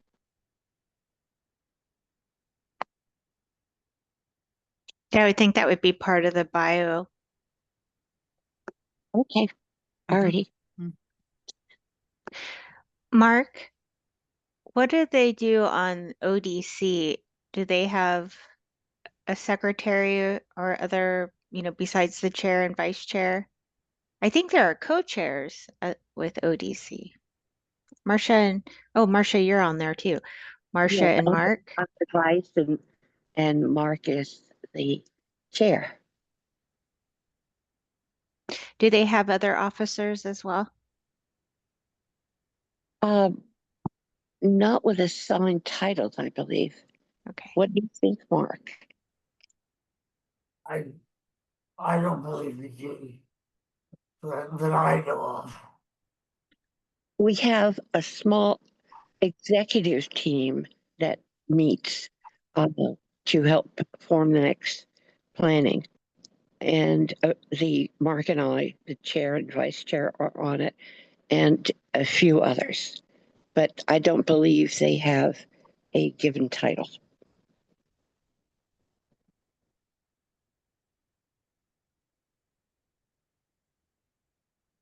Thank you for that.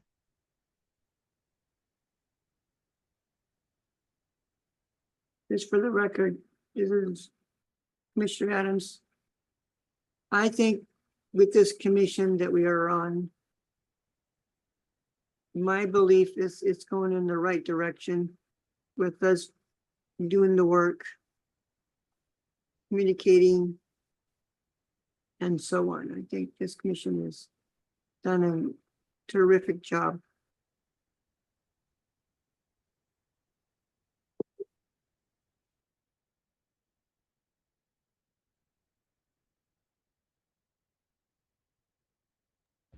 Thank you for that feedback, George. So Heidi, will you go back up, please? I don't feel like we've resolved the issue about the ballots. And what those elections will look like. So if we just do the chair and the vice chair for now, since that's what's in here, unless you want to add other officers, then you can make a motion to do that. Of course, it's your commission, you know, whatever works best for the commissioners. So what this section said is that like every biennium there would be new elections, and I don't think that that's happened in quite some time. So what is the discussion around whether the elections every 2 years are for a chair and a vice chair, or if somebody is elected the chairperson at the next elections, that person would automatically become the chair, and then the election is for the vice chair. I'd really like everybody's input into that so we kind of have a better idea going into these upcoming elections about what it is we're electing. Jenny, this is Commissioner Adams. What was handed to me in my email was sort of confusing. The chair and vice chair would have 6 years. And it's in this bylaws. I was just handed in the email. And then the chair, vice chair would have one year of something and 1 year being on the commission, making it 2 years. That part was sort of confusing. I think what you may be referring to is eligibility for the election. Is that an individual be able, and help me everybody. I can't remember which area this is in, where it's you have to be within you have time left still on your term, but you also have time in your current role as a commissioner It to was be in this elected. section. It was in this section, and it was that there would be a year left in your term, and that you'd been on for a year or something. We started with 2. Wasn't that in this? Oh, is I that in thought the it was. comments, Heidi? Can we see all the comments? How did 6 years get into the mix? I don't know. It was already in there, George. And so, oh wait, here. I'm just gonna scroll down to the next page, I think. Here it is. Right there it is, right there. Oh, There you go. I think it might be over in the. Let me see. Oh. Okay, this section does not address when there is an unexpected vacancy in the chair or vice chair role. Consider how you would like to address this issue. And then historically, the chair has been elected. Do you want to change this to elected? we scroll back over to the left, Heidi, about the where we talk about the years. Sure. There it is in red. Eligible candidates for the chair or vice chair position should have served on the commission for a year.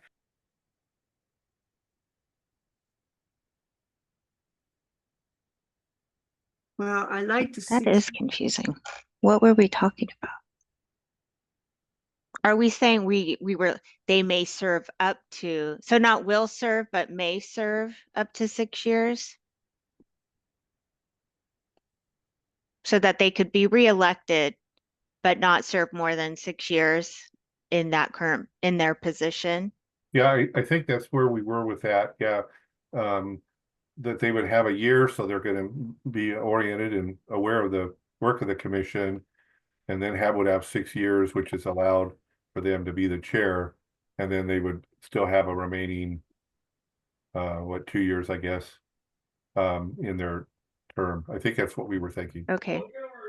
So instead of will serve, may serve up to? Yeah, I think that makes more sense. Yeah, okay. Thank you for bringing that up, George. So with that being said, where is there a gap where it ends as chair and vice chair on their terms, them having to wait a year to come back to be chair and vice chair again? Is that in the bylaws?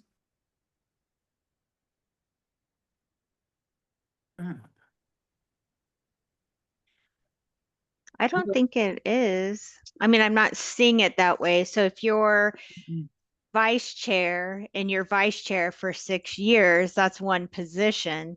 And then you get elected to be, or you move into the chair position. That's a different position. Do we have anywhere where we describe the term length of the chair or and the vice chair? Is it a 1-year term? Is it a 2-year term? I guess that's what we're trying to figure out. So what is it? It says that there'll be elections every 2 years. And then this section here, they may serve up to 6 years in the position. So it could be up. Yeah, that's a good question. Is it, are they 2-year terms? Well, I'm guessing it would be, if we followed the rules that say we will do elections every 2 years, then they would be 2-year terms. But maybe it should be right up front as well. Yeah. That they would be 2-year terms and then there'd be another election. It doesn't hurt to make it clear in both places. Yeah, I think that's a very good point. And then it comes to the point, if something happens to the chair, then the next thing you were talking about was, does the vice chair move up? And I think that's a good idea because there's a continuity there. And then you vote for a vice chair to complete the term. You know, for instance, if it's 1 year and then the vice chair moves up to chair, then the person that you bring in as a vice chair would complete the term of that person, you know, like if another year. But I don't think they'd have 2 years. That's what I'm trying to say. This is Marcia Wenzel. This is what happened in my case. Ruth McEwen was chair and passed away. I was vice chair, so I was moved to chair. We never did make a vice chair, and it was a perfect storm because I have to time up a bit because I've served a number of terms with the commission. So I am acting chair until you elect a new chair. And chair. Right. We have to elect a vice chair then too, is what you're saying.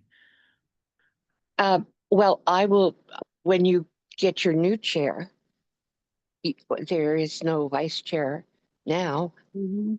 I've been moved up into Ruth's slot. So Right, this is- so if we change these bylaws, we would have a chair and a vice chair. And then if something happens like with Ruth and you moved up from vice to chair, then we would elect a vice chair to complete the term that you vacated, basically. Mhm. And then we get back into the cycle of every 2 years having. Mhm. Mhm. Your cycle's going to be a bit off because, well, I don't know when the 2 years would have been up for Ruth, but you're waiting until you get more commissioners on board or something before you have an election. And then, so that might have, I don't know, gotten time-wise off. Yeah, I think after we do the bylaws and you settle on the bylaws, then move into elections.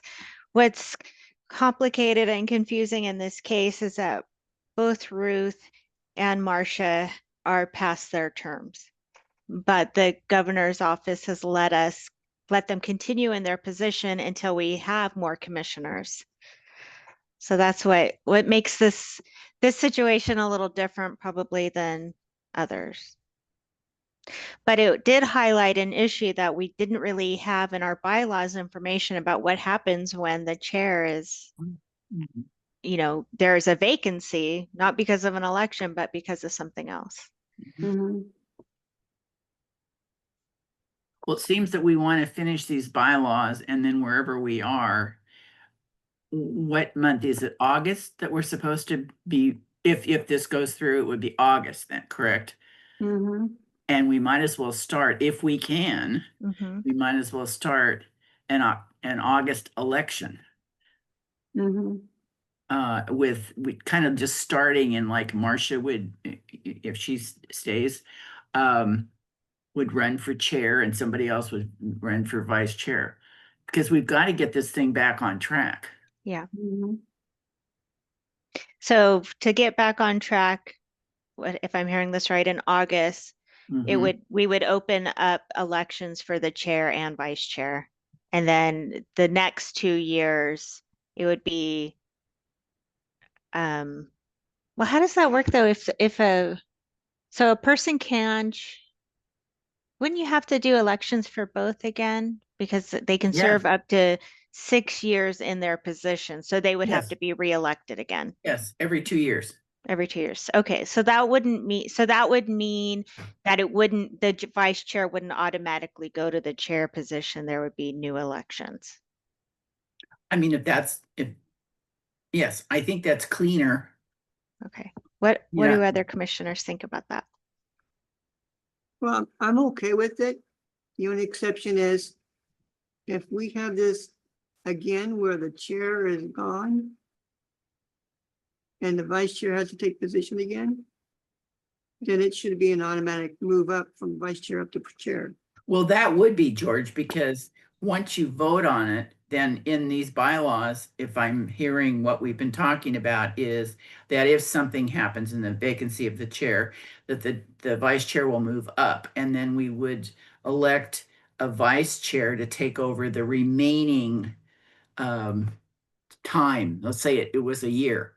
So that we'd elect a vice president, not for 2 years, but just for 1 year to complete the term of the vice chair who moved up to chair. Mm-hmm. Yeah, that makes sense. And I don't know if that's reflected very well at all in our bylaws. I So don't think so. that's why I was confused when Ruth passed away. I wasn't sure how this would work. So I'm interested in getting the feedback from the other commissioners, and then if you would like, Heidi and I can work on wordsmithing some language to send back to you to look at. Paul? Yeah, I think that's a good plan to wordsmith and send it to us. The only comment I would make, and it's getting into the weeds again, would be that in the absence of a chair, the vice chair is given the option to become the chair, so that there could be instances where the vice chair doesn't want to be the chair for some reason, or whatever, or maybe their term is, is nearing completion. So I wouldn't want to use terms where they are required to become the chair, but they're given the option to something like that. I may be helpful. That's a good point. Like you may not want to be the chair. Well, then you probably really shouldn't run for vice chair if you don't want to be, That's also I mean, because typically a person I who sort runs of for agree. vice chair kind of goes to, moved up to chair. So that's a good point. That's a very good point too.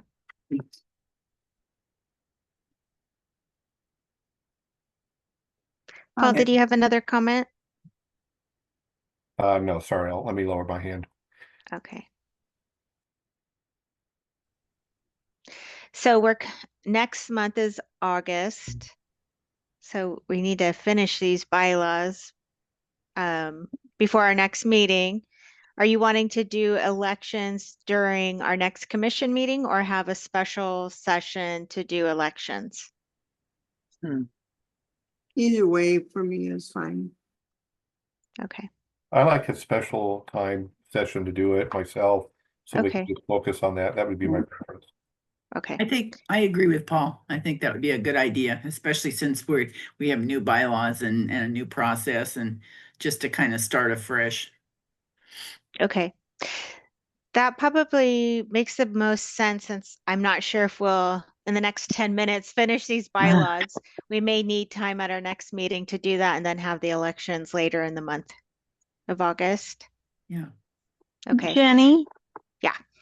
I'm wondering if it's okay for me to stop sharing my screen and look at time on your calendar where you've got a couple hours.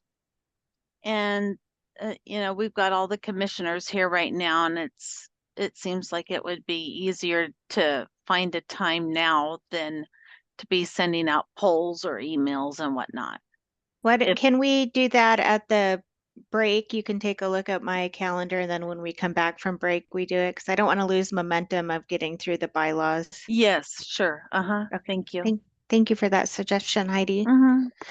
Okay, so Heidi took some notes on this section and we'll kind of rework the language and send it back out. So if you want to go down to the next section, Heidi. Okay. Hi, Jenny. Wait, go back up. Go back up. Up. This. Yeah. Chair, vice chair. Okay, the duties. Yeah. George? Yes, I do want to make one point. Okay. When we're doing the chair and vice chair deal, like we do the commissioner term limits, it's not specified in the bylaws that you have to be off of the commission to come back to be chair and vice chair. Like you have to wait a year, because Randy, correct me if I'm wrong on DSACs. Down here especially, you have to wait a year before you come back on the commission.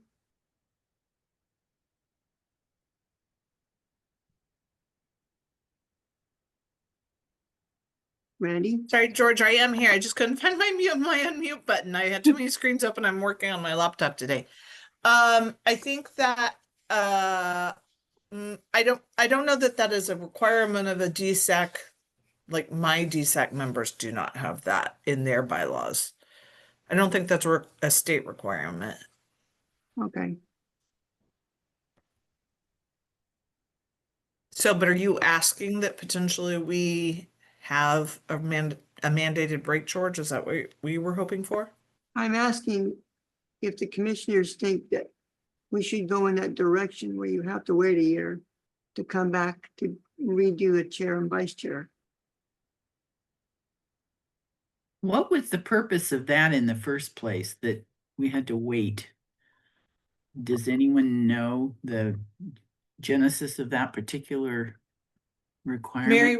Mary, if you're talking about that we have to wait at least a year before you become a chair or vice chair, as being a part of the commission. It was just that you would not have knowledge of what the commission's functions, purpose, or sort of even culture were until you'd Oh. been until we just added that. That was not part of the existing bylaws. We added that just recently, and the other people who were at the meeting could chime in, but I think it was, the purpose was to make sure that you had some understanding of what the commission was and did before you became chair or vice chair. Yeah, I think that makes sense. I misinterpret what George said, but Randy, I think that makes sense because you do want I your, think it's two different things. So the eligible yeah, candidates for the chair or vice chair position should have served on the commission for at least a year, the red language. But then I think George was also saying maybe if you were chair and then you are no longer chair, that you have to have a year break before you could run for chair again. And I'm sorry, I'm talking Oliver Leslie, who has her hand up. That's okay. I'm just reaffirming what George had said. And down here, I don't think it's statewide, but down here on that a half dozen commissions I'm a part of, we have a mandatory, after 6 years of service, you need to take a year off. That's not just chair and vice chair, that's all members. And I think the reason for that is that it helps with turnover and getting a new influx of people in, and so that you don't end up with one or two people that have served for 20 years or whatever, and then they kind of just take over the commission. So that was just clarification, that's all.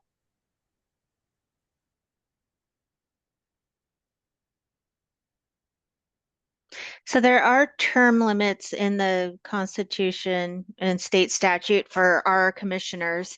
They can serve up to three-year terms, and then that's it.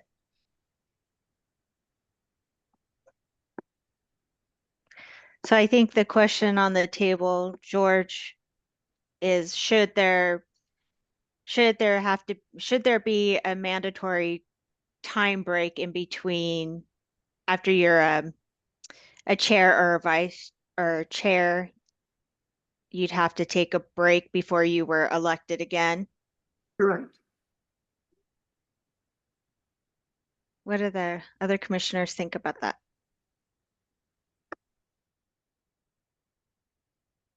I'm Well, concerned because I do believe that we put in here somewhere language that the chair and vice chair would be people who receive services, correct? Which Yeah. limits the number of people already Right. that could potentially be chair and vice chair. I'm just worried that you might not have a big enough pool to meet that rule. That's yeah. my concern as well. And this is Marcia. If you had someone as vice chair and again, the pool was small and they wanted to be, the position for chair was open, they wouldn't be able to move up. And you might lose the knowledge and experience of that person with that 1 year wait. Yeah, this is Commissioner Mayor. I have 2 points. First of all, you have up there, it is preferred that the chair and vice chair be eligible for Medicaid. So we haven't, at least in these bylaws, we have not said that the chair and the vice chair must be from that cohort. And then my second comment is I don't agree that we should limit the person's ability to run for chair or vice chair, especially since it's only from 5 people. So I agree with the 1 year waiting before you run for chair or vice chair, because I think that makes sense that you have to have some knowledge of the commission. But I think the other one should be gotten rid of. And I think we need to determine whether the vice chair and the chair need to be from the Medicaid, the 5 people. And we haven't done that on this one. And from what I've seen, it's preferred, but that doesn't mean that it has to happen.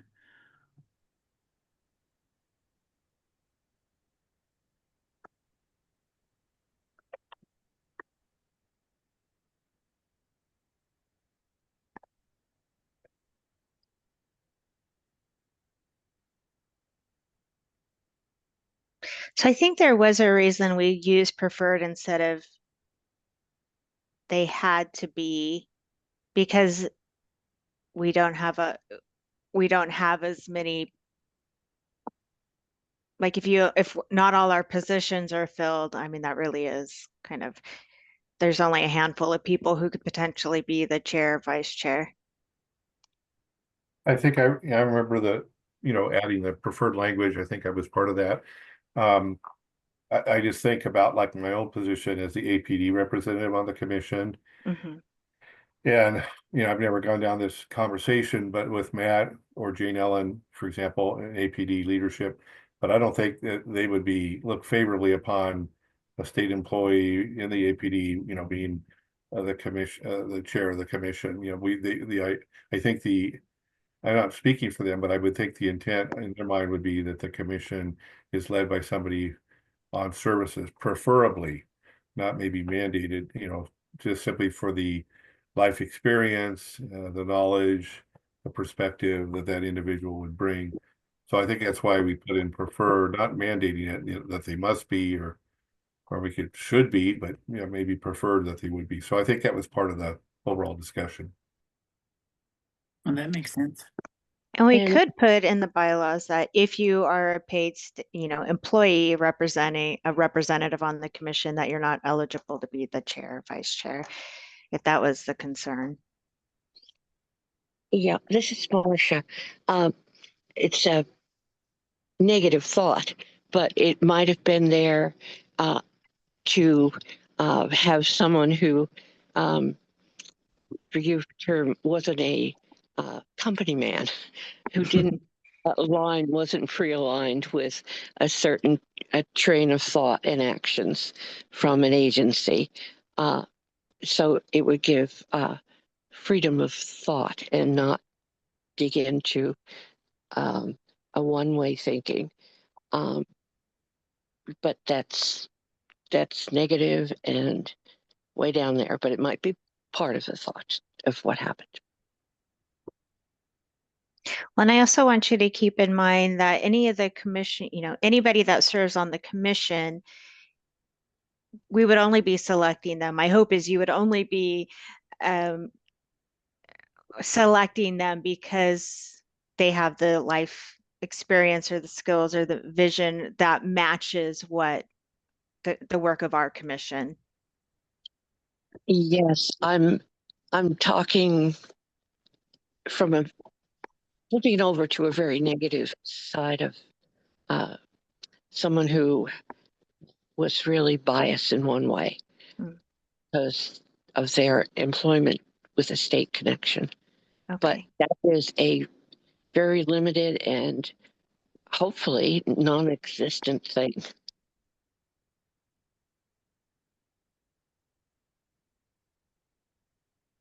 Well, it's time. It's noon. I think it's time for a break. So I guess we'll pick this up again.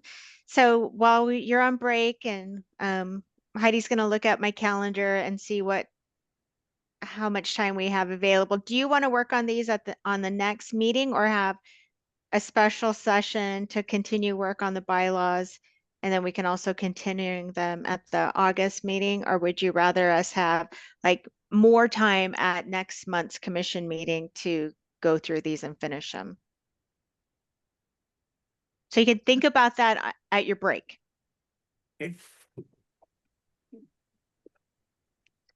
Okay, so we're going into break now, and we will return at 12:15.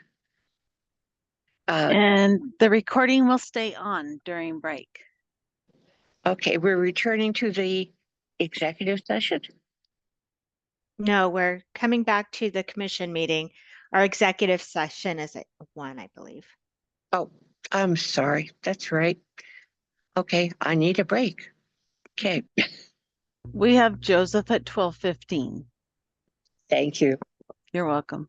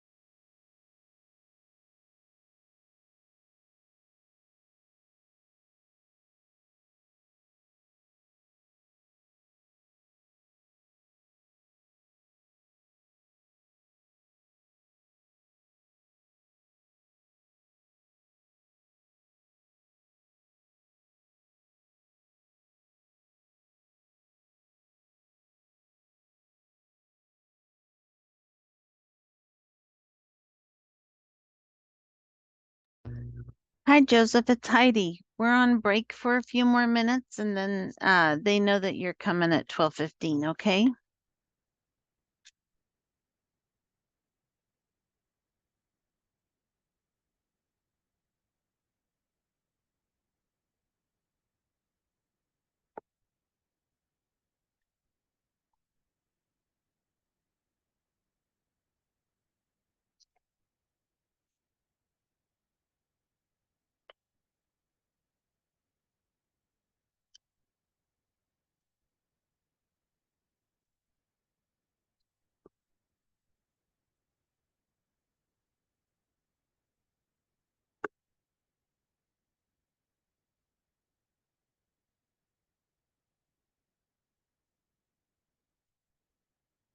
Joseph, did you hear me?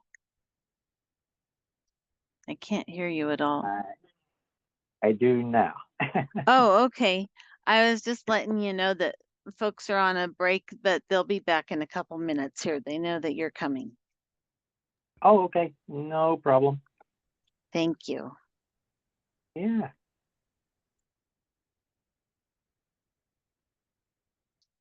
How are you doing today?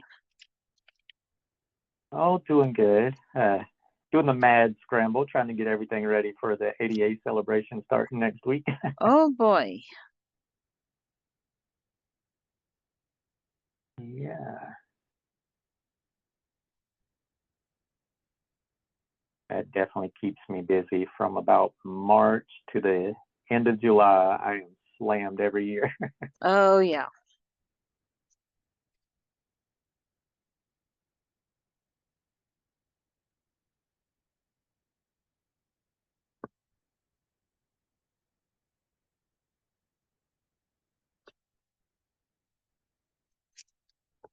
Hey, Joseph, Yeah. if by some chance you can get with me privately, I need to talk to you about something. Okay. You have my number? I sure do. Okay, 4th of July would be a perfect day to get in touch with me. that's, that's the day off. I don't work on that day. Well, you can probably get a hold of me on Monday then. Yeah. About I- 11 a.m. is fine. Let me check.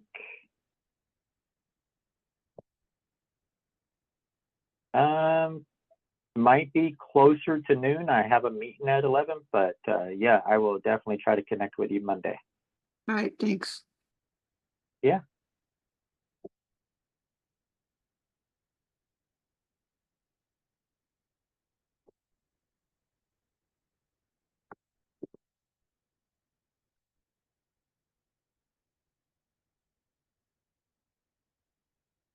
What? I see that. I joined the meeting and Randy leaves. Sure. I see how it is. Ah, Randy. Randy, while we've still got you here, do we have Mary Yes, back Heidi. too? Yes. I have times for Jenny to meet with all the commissioners for the bylaws. And I'm wondering if Thursday, July 10th, either from 10 to 12 or from 1 to 3 would work for you folks. Mm, mm, mm, mm, mm. And I that goes could do, July how 10th, long, what times did you say, Heidi, July 10 to what? 10 to Thursday, 12 or July what? 10th from 10 to 12 or from 1 to 3. Well, that's the Unfortunately, GCSS meeting at 9:30 that day, so I could do it in Okay, the afternoon. the afternoon would be okay. What about you, Randy? I could do part of the afternoon. I wouldn't be able to be there for the whole thing. Let's say I can do Howdy, this is from, Joseph. I'll let you know ODC meets that afternoon. So Marcia's Oh, out. okay. Let's look at July 14th from 10 to 12 or from 1 to 3.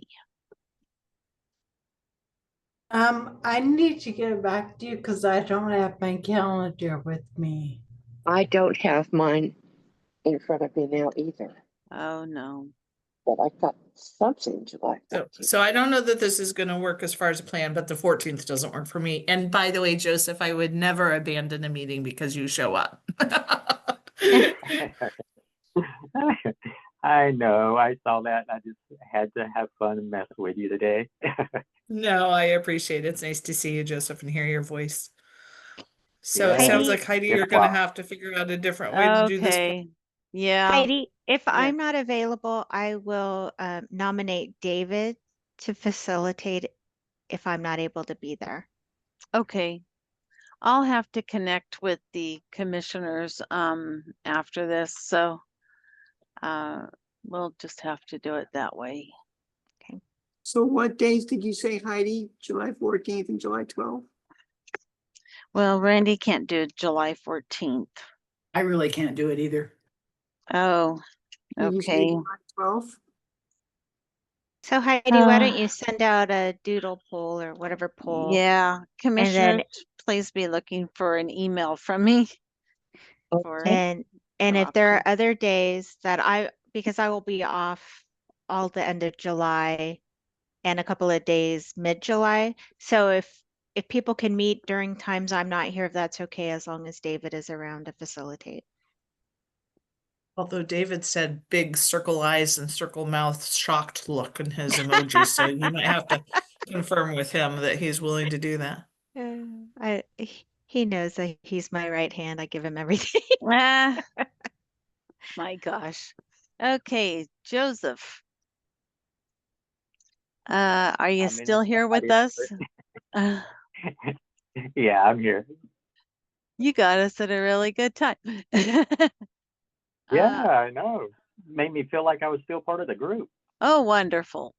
Okay, so I am bringing up your document here. There you go. Oh, that works for me. Super. Okay, well, I am I'm trying to pull it up on my screen too, just in case I overlook. Okay. So yeah, it's been a while since I met with you. I think it was like back in March, the last time I met. So first off, the DSAC quarterly meetings, as y'all know, we hold those the fourth Tuesday. Wow, I need to rephrase that. It says every month. No, not every month. But our last one was scheduled for June 24th, and we had to cancel. We just did not have enough people, staff, advocates. They just was not showing up. So the next one will be slated for October 28th, and I'm going to try to work with the people that we had on the books for the June one and get them to come back in October. That way we don't miss out on what they were going to share with the group. The status updates of each district pretty much holding the same, so I didn't update any of that. Also, with the progress not moving along the way we need it to for the DSACs, I met with the APD Director of Branch Operations to try coming up with a course of action and putting DSACs as a priority in the districts. I also attended the All District and Program Managers meeting in April as an attempt to nudge the districts. Not as much luck yet coming from that as we were hoping for. But I also am collecting the names of the local newspapers out of each district. What we are planning with that is that I will work with APD Communications, put together a statewide DSAC recruitment marketing campaign, and we will be dropping those advertisements in every paper that I can find in each district. The OHA and BUDS team held 3 of the Durable Medical Equipment Think Tank work group meetings to discuss barriers and needed changes within the DME rules for OHP and Medicaid recipients. OHA has agreed to host some RACs, which is the Rules Advisory Committees. The first one actually occurred last week, I think, and I missed that one, but it was a short one. It was like 1 hour, I think, and it was just to look at the fee rates and reimbursement rates on equipment that is either purchased, repaired, rented, stuff like that. The upcoming racks that they will be holding is projected to occur in August. They've not gave me dates or times yet, so as soon as I know that, I share that with my network. And so hopefully everybody that's on this call will learn about those. The idea of those 2 racks and possibly more is to look at the full set of rules around durable medical equipment. And so they definitely have 2 that they're looking at for August. They said it could potentially be more than those 2. It just depends on how long it takes to get through the full set of rules, which I think they told me was like 20 pages. They may take more than 2 meetings to do that. And then I just listed, my continued efforts with the Disability Emergency Management Advisory Council, our employee resource group called AbleNet, APD's Service Equity Advisory Council, the Oregon Office on Disability and Health Advisory Council, and the Public Transportation Advisory Council, which is kind of like a subcommittee advisory group off of ODOT. So I attend that just to try to keep updated on things that they're talking about, which is sometimes very hard to keep updated. It moves so fast in the transportation world. The only other thing I was going to mention, I'm sure either Mark or Marsha, one of them has already threw it out there during the ODC update, but the ADA celebration is coming. It starts next week. So if you've not registered yet, make sure you do so. We have a great lineup this year. One of my exciting weeks is going to be week number 3, because we have the guest speakers, which is YouTube bloggers known as Squirmy and Grubs. It's an interabled couple, and they're going to be talking about what it's like to be in an interabled marriage and how the world around them reacts when they are out in public. So that should definitely be some entertainment. Other than that, I think I've covered everything. Any questions?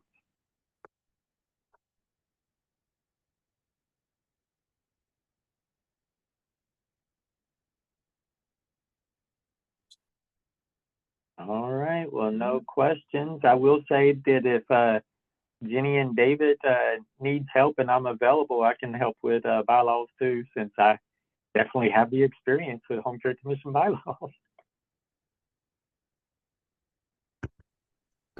This is Commissioner Adams. Joseph, you're going to be advertising for DSACs in the state of Oregon. You might want to try, Jackson, Josephine County D. Down here, Daily Courier would probably be another side of a newspaper, since they control most of the areas down in there in Grass Pass. I did hear from your district, so let me, if I can find it here. Let me see if I do have them, because I did hear from your district. Where did I put that info? Oh, here it is. Let's see, open up, open. So from District 8, yes, Daily Courier. That was the very first one they gave me. Okay. I have, let's see, 1, 2, 3, 4, 5, 6, 7, 8, 9, 10, 11, 12, 15 options from your district. So we definitely have your district covered. The ones that I've not heard from yet is District 9, which is the Hood River area. Oh, I didn't hear from District 5, which is Eugene. District 6, which is Douglas County. District 9, the Hood River area. District 10, which is Bend. District 11, which is Cave Falls.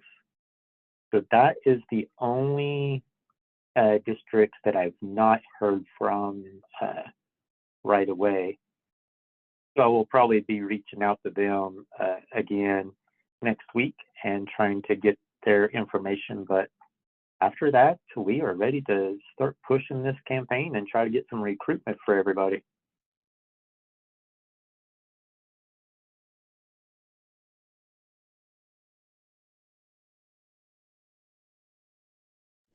Oh, there you are.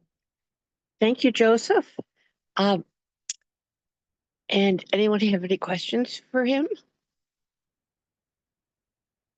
I guess not. Well, I do want to connect that Joseph has been a really good person being the leader of all the DSACs.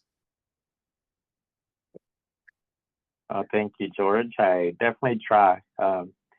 Team effort, and so I definitely appreciate advocates like you that help keep me on my toes and push ideas. And you know, it's been great working with y'all. I miss the advocacy side of it, but it has been just a very exciting time working with all the advocates. Every time we do get lucky enough to recruit some new people, they're not only new to DSACs, but they're new to advocacy altogether. And to be able to see their energy and their excitement and passion to be an advocate is a lot of fun. It keeps the fires burning for me. So I never get bored with my job. I enjoy it. and this is Marsha Wenzel. I also owe my beginning when I began on the Home Care Commission. He taught me a lot of things and mentored me, and we're still at it. I so appreciate his help in my beginning, and you never knew what you were helping to create, dear. So thank you. Well, I didn't know, but I was hoping that I knew what I was helping. No, I definitely enjoyed my time on the commission too. And, you know, Mark and I was just the chair and vice chair for 6 years. And right on the tail end of our tenure in leadership is when Marcia joined. And so, yeah, we had a powerful group there for a little while, and I definitely enjoyed it. It's been fun watching kind of like the evolution of, you know, this group lead the commission. And so it's been fun. I looked at it when I was on there, you know, the group before us kind of laid the foundation. We started building the walls, and now y'all are coming in and putting the decorations on and throwing the furniture around to see what else you can do. So I appreciate everything y'all are doing. I think y'all do great work. Well, thank you. See you again soon, Joseph. Yeah, enjoy y'all's extended weekend, and we will see everyone soon. Alrighty. Okay. Now we have legislative update.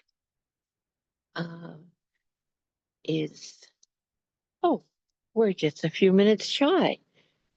Okay. Do we have Justin or Max? Looks like we're both here, yeah. Okay. Well, then go ahead. Excellent. Here. Max, I don't know if you had a plan for how you wanted to get started. Max is always more organized than I am when we come to these spaces. But I can just start by noting that the legislative session has ended. It wrapped up last Friday at, I think, about 11:45 p.m. So sympathy to the legislators who were still on the floor at that time. But a lot got done. I note we have 15 minutes. We could probably talk for a good 45. So we'll probably keep it relatively high level. I forgot to introduce myself. Sorry. Justin Witham, he and him pronouns. I work for the government relations team. I think you all know me, but Max, would you care to introduce yourself as well? Absolutely. Thank you, Justin. And thanks to y'all for having us here. My name is Max Brown. I go with he, him pronouns, and I'm a operations and policy analyst in aging and people with disabilities, long-term services and supports policy, and other parts of APD, which welcome me in for collaborative work too. So it's great to be here with y'all. Yeah, so I'll start just by noting there were, well, the budget bill, the Department of Human Services budget bill came out. I think last time we were here, we already knew what it was going to look like and may have even gone into the details there. In broad strokes, it included the positions that we had sought for Joseph, yes, that's a good point. The positions that APD and ODDS had sought for strengthening regulatory oversight. I believe it was 19 positions for APD and 14 for ODDS.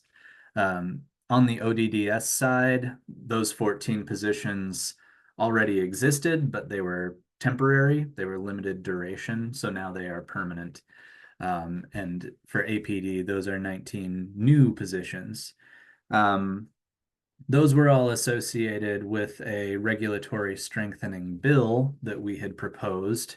And the text of that bill, the bill itself did not pass, but it kind of did because the text of all of it got dropped into a separate policy bill, Senate Bill 739, which did wind up passing. And that bill had the text that we had proposed, as well as a lot of additional provisions that Senator Gelser-Bluen had drafted. So some regulatory strengthening there that really tightens timelines for responses to certain licensing complaints. It allows us to change the license renewal cycle for adult foster homes that are in substantial compliance with regulatory requirements for 3 or more years. It did a lot of other things. Again, trying to keep it high level. It set some new requirements for things that prospective providers have to include in their applications to open new homes or facilities, just to show that they have put some thought into how they will respond to emergencies, how they would respond to, certain things that go wrong in the day-to-day operation of homes or facilities. And yeah, in broad strokes, it really just is directed at ensuring that adult foster homes and DD group homes and APD facilities are all able to respond to unexpected safety and service concerns. So, and that was only one of the several bills that passed. Another one, oh, actually, first I want to talk about the other pieces of the budget. So there was also in addition to the DHS agency budget bill, there was a Christmas tree budget. We call it the Christmas tree bill because it is the thing that arrives at the very end of session and has a bunch of gifts for individual legislators. In addition to that, it also has a lot of money that gets put into the emergency board, the emergency fund that the emergency board can draw from. And that includes caseload increases, what's called a special purpose allocation, should caseloads change unexpectedly in both OHA and ODHS. The emergency board can draw from that special purpose allocation. It's kind of an optional, if they don't use the money, then it can be left over for other purposes. But also there are special purpose allocations for bargaining pots. And that is for a workforce to go through collective bargaining for wage increases, benefit increases, or anything else that they may want to bargain. So there was, I think it was a $300 million bargaining pot for the state workforce in House Bill 5006. And in that same bill, there's a $75 million bargaining pot for the non-state workforce that you are also well acquainted with, home care workers and personal support workers. So that was always the expected amount, but House Bill 5006 passing at the very end of session was a confirmation that the bargaining pot for HCWs and PSWs is 75 million. That bill also had a budget note attached to it, I guess, probably of limited interest to the Home Care Commission because it doesn't deal with in-home care, but the Stabilization and Crisis Unit, there's a budget note to kind of start the process of refocusing that on shorter term stabilization services. Heidi, good question. Yes, I'm in the bad habit of always saying home care workers and personal support workers and forgetting to include personal care attendants. But yes, that 75 million also applies to them. Thank you. Yeah. And let's see here. Max, is there anything, before I move on too far from the budget, is there anything home care related that I have missed in those two bills? There's plenty of other stuff in the budget, but I'm trying to be kind of targeted. Yeah, this is Max speaking. I think you covered it all, as well as the two high impact bills that did pass, that you mentioned, 739, and then I'm not sure if you mentioned Senate Bill 296. I was about to get there, yeah. Okay, great. You can take that one if you want to. Oh, there's so much in it that I forgot it already because I'm focused on federal things today for some reason. Anyway, but we won't go there. So yeah, Senate Bill 296, which actually got referred to Ways and Means really early or relatively early on in session, addresses some of the recommendations of the task force on hospital discharge challenges and barriers for individuals who are ready to discharge out of hospitals but don't have a safe place to go in the community post-discharge. So this bill will set up, we were hoping to get more staffing to assist with implementation for it, but we ultimately didn't. But it'll require us to set up a dashboard that kind of looks at the phenomena of the barriers that people face in getting out of hospitals. But in a lot of ways, it's still a really high level bill in as much as we will be doing a lot of studies that are due in August 2026, looking at studying the barriers for determining financial eligibility for individuals in the hospital who might be Medicaid eligible. What are the barriers for determining their eligibility for services and their service level? And then also there's some other parts that go beyond aging and people with disabilities, including Oregon Health Authority exploring a waiver with the federal government to create a post hospital benefit for individuals who might need rehabilitative services in a rehabilitative nursing facility up to 100 days.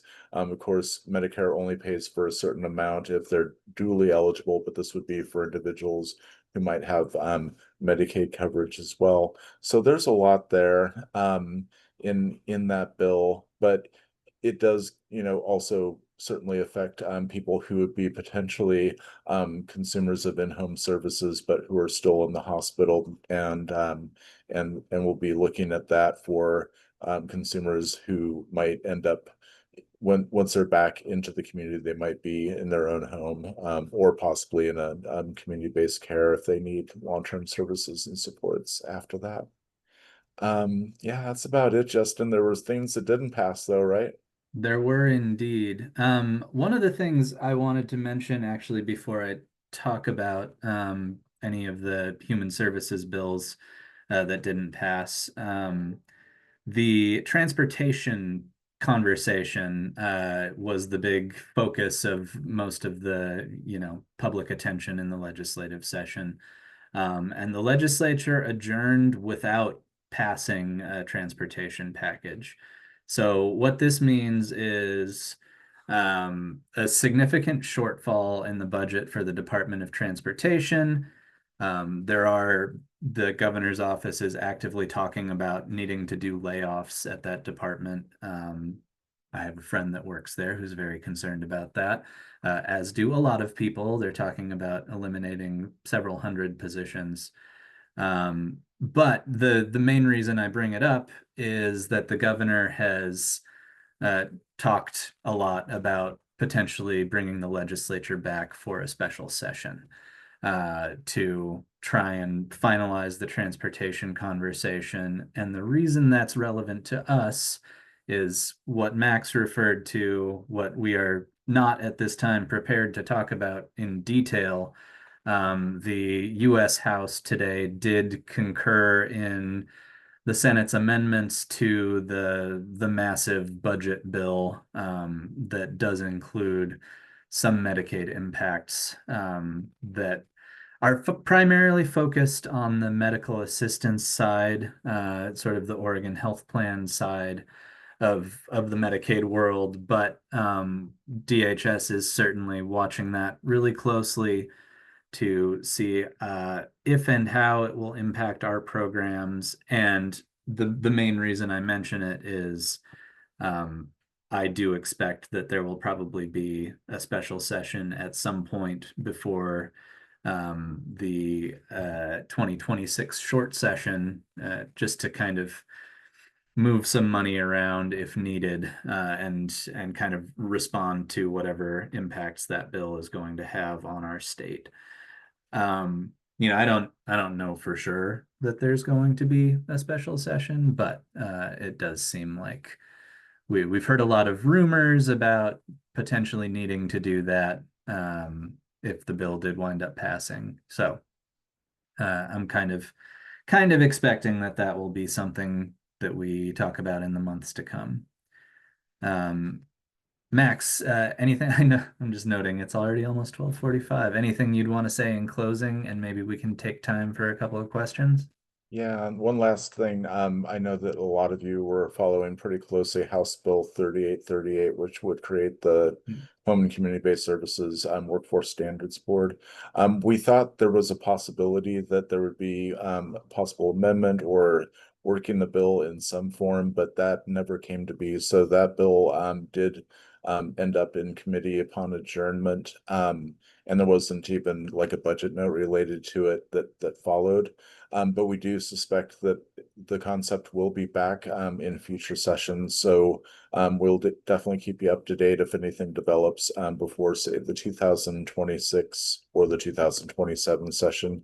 But we just wanted to make sure that we noted that bill as one of the key bills that y'all were following, but that did not make it through during this session. And with that, questions that folks have. And Jenny.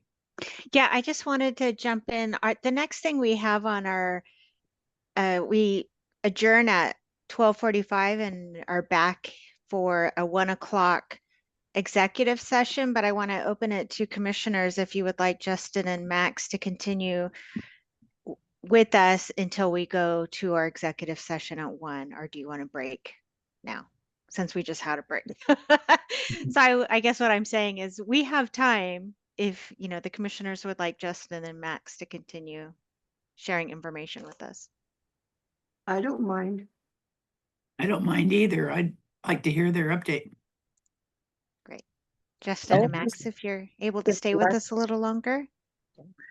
Yeah, happily. And also happy to take questions in the next few minutes if anybody has anything that they want to ask.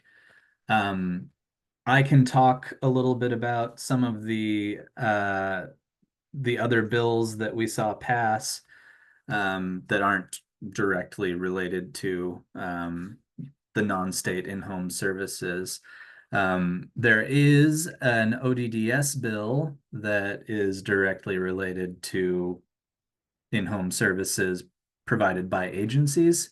The Senate Bill 136 seeks to give ODDS some additional authority to revoke licenses for providers that are, it's basically providers that are behaving egregiously. There are some of the conversation leading up to the passage of this bill had to do with a cycle that providers can get into where they violate a regulation, a rule, and then they get technical assistance from the department to come back into compliance.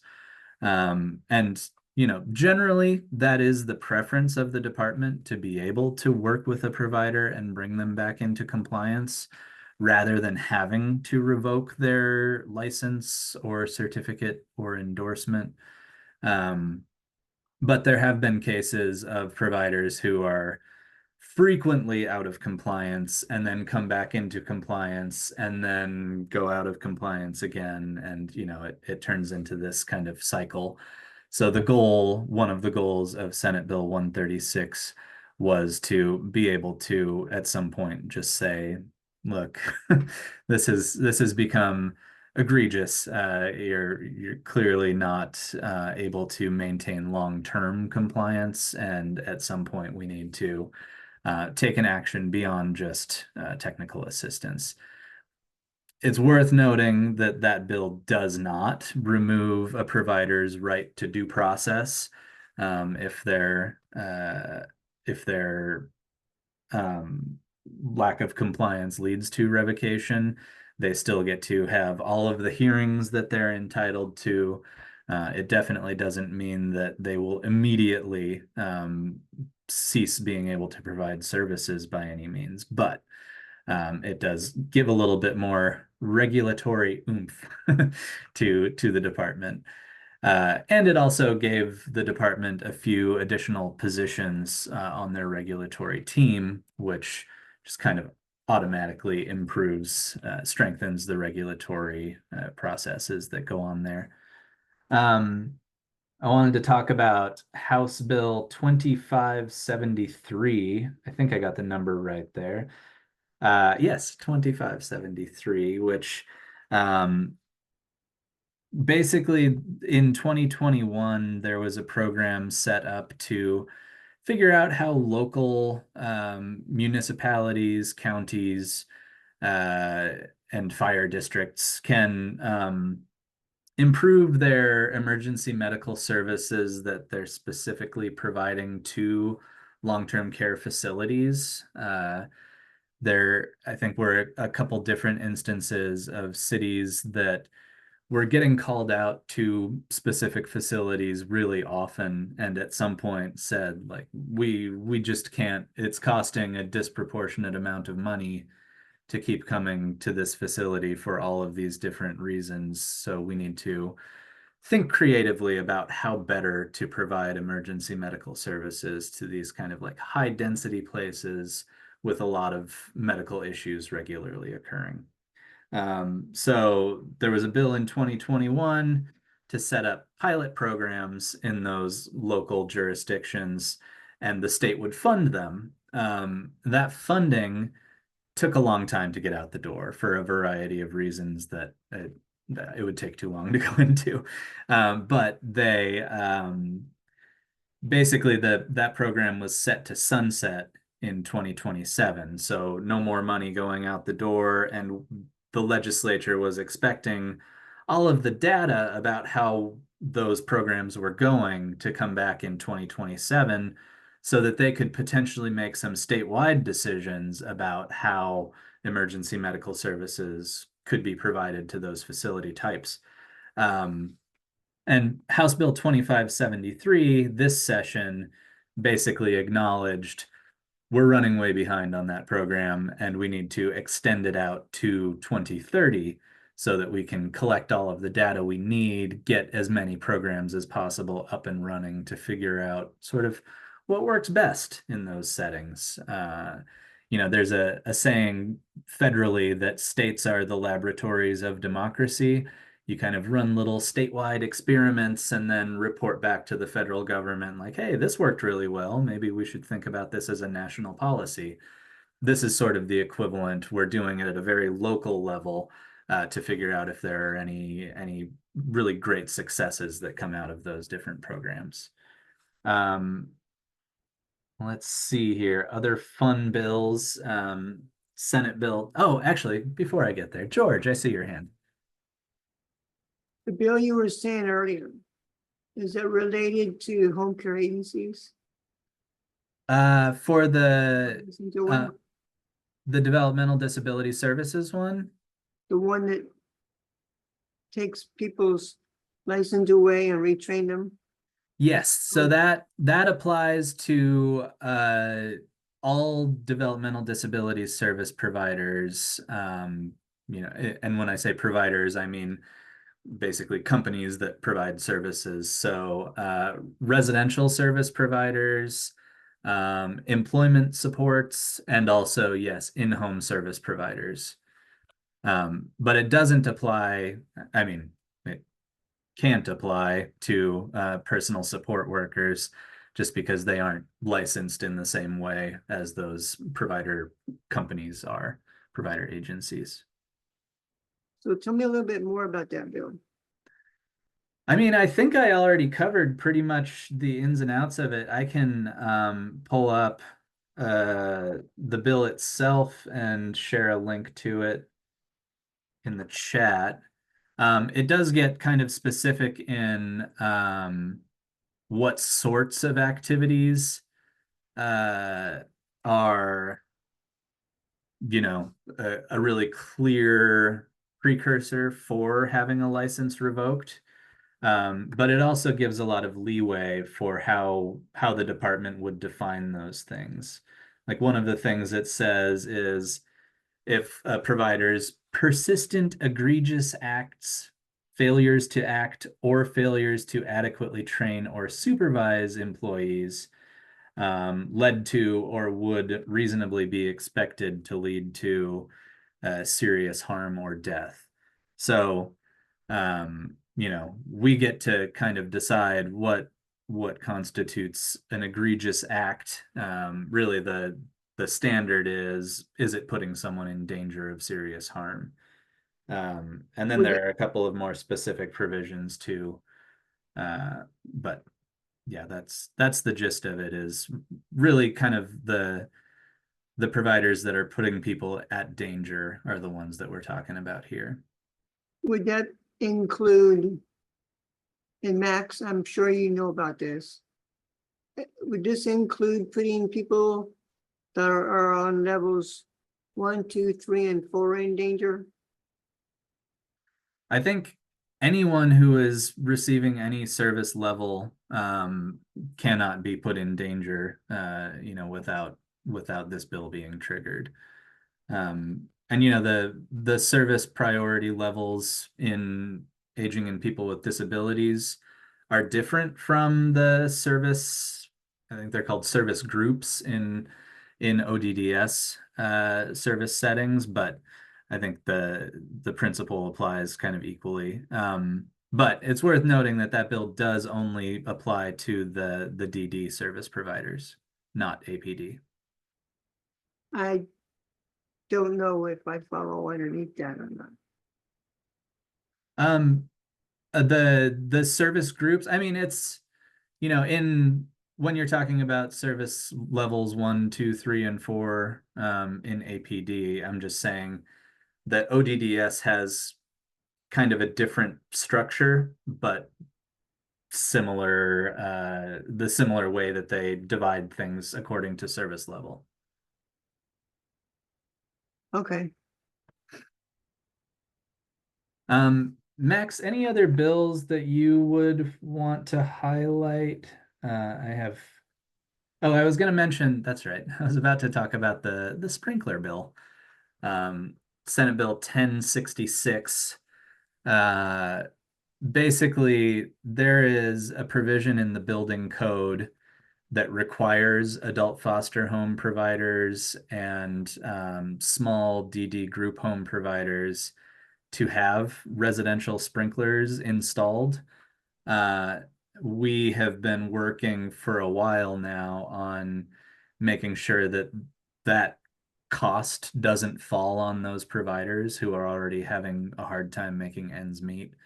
And there has been a series of bills saying, yes, that is already written into the building code, but it shouldn't apply yet.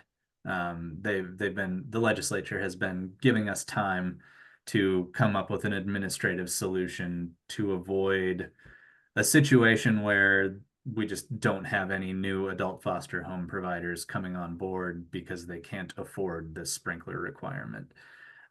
So those conversations about working that out as an administrative solution are continuing, and this bill, Senate Bill 1066, basically gives us an additional 2 years to figure it out. So those requirements are now not going to take effect until I think July of 2028. I don't have it pulled up, so I don't remember if that's the exact right date, but plenty of time for us to figure it out administratively. Yeah, Justin, this is Max. I believe it's 2028. Thank you.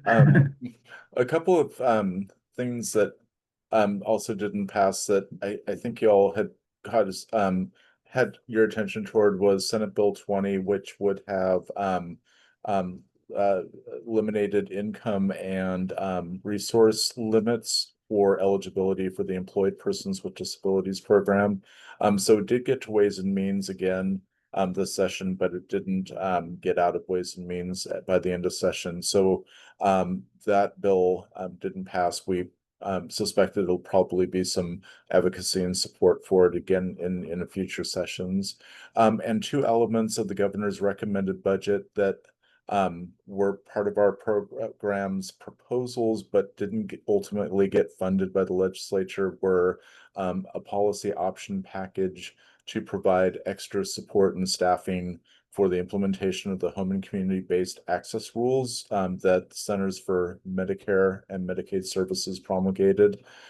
We didn't get the staffing for that, so we are going to be scrambling over the next few years to get things in place, but a lot of that will be of interest to all of you here in the Home Care Commission because there are so many elements of that rule that address quality and services, the getting data on the experience of consumers of long-term services and supports, as well as having a grievance process as well. So something that because right now consumers, well, you can put in for an administrative hearing, but there's not really kind of like a less formal grievance process. And so that's one of the big elements that we'll be implementing.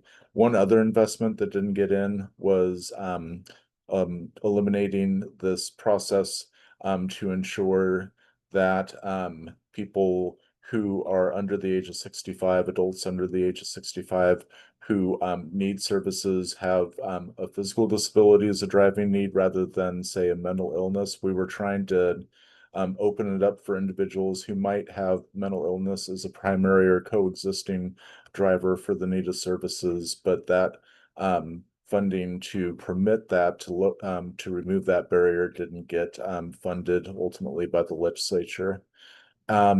But on a high note and a celebration note, I think we mentioned this last time, but Senate Concurrent Resolution 25 honoring the life and the legacy of Ruth McCune passed both chambers back in May, I believe. It didn't have to actually go to the governor's desk, so it got recorded, and so it is that resolution and just the important effect that she's had on all of us is now memorialized here as well. And so I think that's all I had to add there. Anything else, Justin, or Oh my goodness, 101. I looked at the clock, sorry. Yeah, I was just gonna say, I think that was all I had to say, and we have taken up our time. So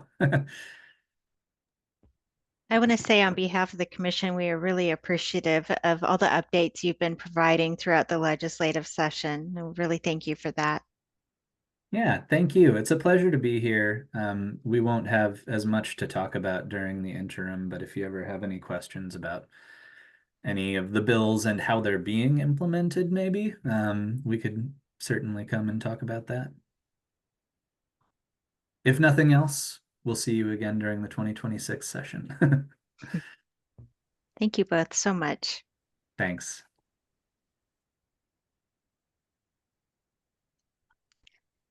Marcia, before we adjourn, I need to read a statement about us going into executive session.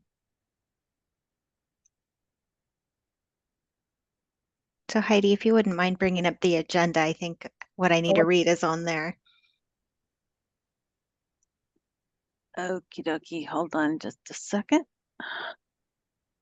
Here we go.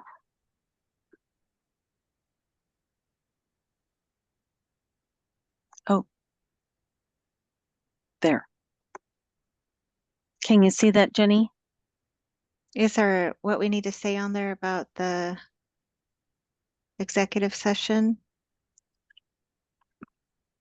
Oh, no, it's not on this one. I'm sorry. So then do we adjourn the meeting and you keep Here, talking? I can pull it up from another month, Jenny. Okay. Give me 1 second, please. Marcia, I'll read the statement and then you can adjourn the meeting and then we'll go over to the executive session. There is a different link. So as soon as this meeting is adjourned, we'll stop the recording and we'll go into executive session. And you should have that link already. It should be on your calendar. Okay, Jenny, I'm sorry. Here it is. Executive Okay. session.